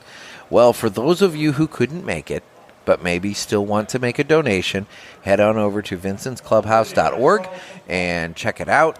You can make a donation on the site. You can learn more about it on the site. Just it's a wonderful place doing wonderful work. I got to meet some of the members, and they're all the sweetest and nicest people. The volunteers are all super nice as well. It's good people doing good work for other good people. So, make sure that if you couldn't make it and you want to support it, just head on over to vincentsclubhouse.org. So, anyway, you're going to sit with me for the rest of it because I'm down to the end here. Okay. So let's just go ahead and do this. So we have one bit of business to do. It's time to fly high with Blackbird Cigars. Blackbird Cigars offers you remarkable quality using the most delicate and finest tobacco to always ensure that you're receiving unsurpassed cigars. Blackbird Cigars strives to give you undoubted repeating flavor for every cigar you smoke and impressive quality so that you can always expect greatness. Check out their website for a full list of stores carrying Blackbird Cigars and give them a test flight. Blackbird Cigars can't clip our wings. Okay, so today we are going to talk about Paul Burrell. Now, in the small town of Fairfield, Connecticut, a postal worker named Paul Burrell became a local legend. For over 3 decades, he delivered the mail on foot, but what made him unforgettable wasn't just his reliability, it was how he did it. Paul would dance his route. Rain, snow, or blazing sun, neighbors could count on him bouncing along the sidewalks with his Walkman and later an MP3 player, blasting Motown, disco, or gospel music. He spun, moonwalked, and sang while carrying people's mail. Kids would run out to join him. Adults honked their car horns and laughed as he passed. And for many, the sight of Paul turning an ordinary Tuesday into a parade was the highlight of their day. At first, some thought it was unusual, a grown man dancing down the street, but soon his joyful energy became infectious.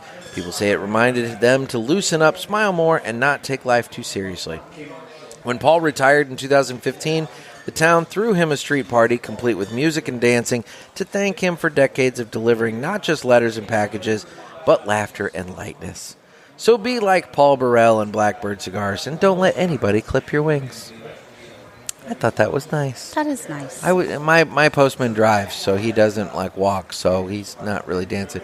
But my FedEx guy is jamming music at the top of the volume in his truck every time he comes by. Yeah, you gotta have fun. He's trying to blow out the speakers in his truck so that FedEx has to replace that along with some other parts that are wrong with it. And so he's purposely doing that. But, I've talked to him about it, and he enjoys himself. That's good. You got to have fun at work. For sure. Well, I am available on the socials at Instagram. I am at The Cigar Pulpit. I'm on Facebook, where we have the Pulpit Parishioners group. You can get in on the fun over there by finding the private group and asking to join. I'm on Twitter/X. You can watch this on YouTube and Rumble. And if you have Spotify, you can not only listen to it, but you can also watch on there because I do Spotify video as well. And then again, vincentsclubhouse.org is where you would go to find out more information about Vincent's Clubhouse and to make a donation because, I've berated all the parishioners that came to PulpitFest to dig deep and donate, and it was good. It was, but we did harass them quite a bit. But you know what? There's a lot of parishioners that didn't come to PulpitFest, and this is my time to berate you. So, guys, just a little bit, $20. $20 from all of you would make a huge donation. What does it cost to put a kid through camp in the summer? So it's $200 a week, full-time, per camper. Okay, and that's 6 weeks of camp. 6 weeks. Yep. So $1,200 puts a kid for the whole summer. So okay. So there you go, guys. $20 from you.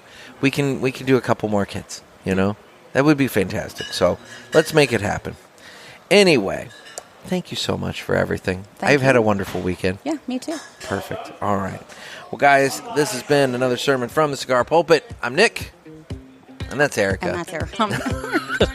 Everybody, stay safe and stay smoky.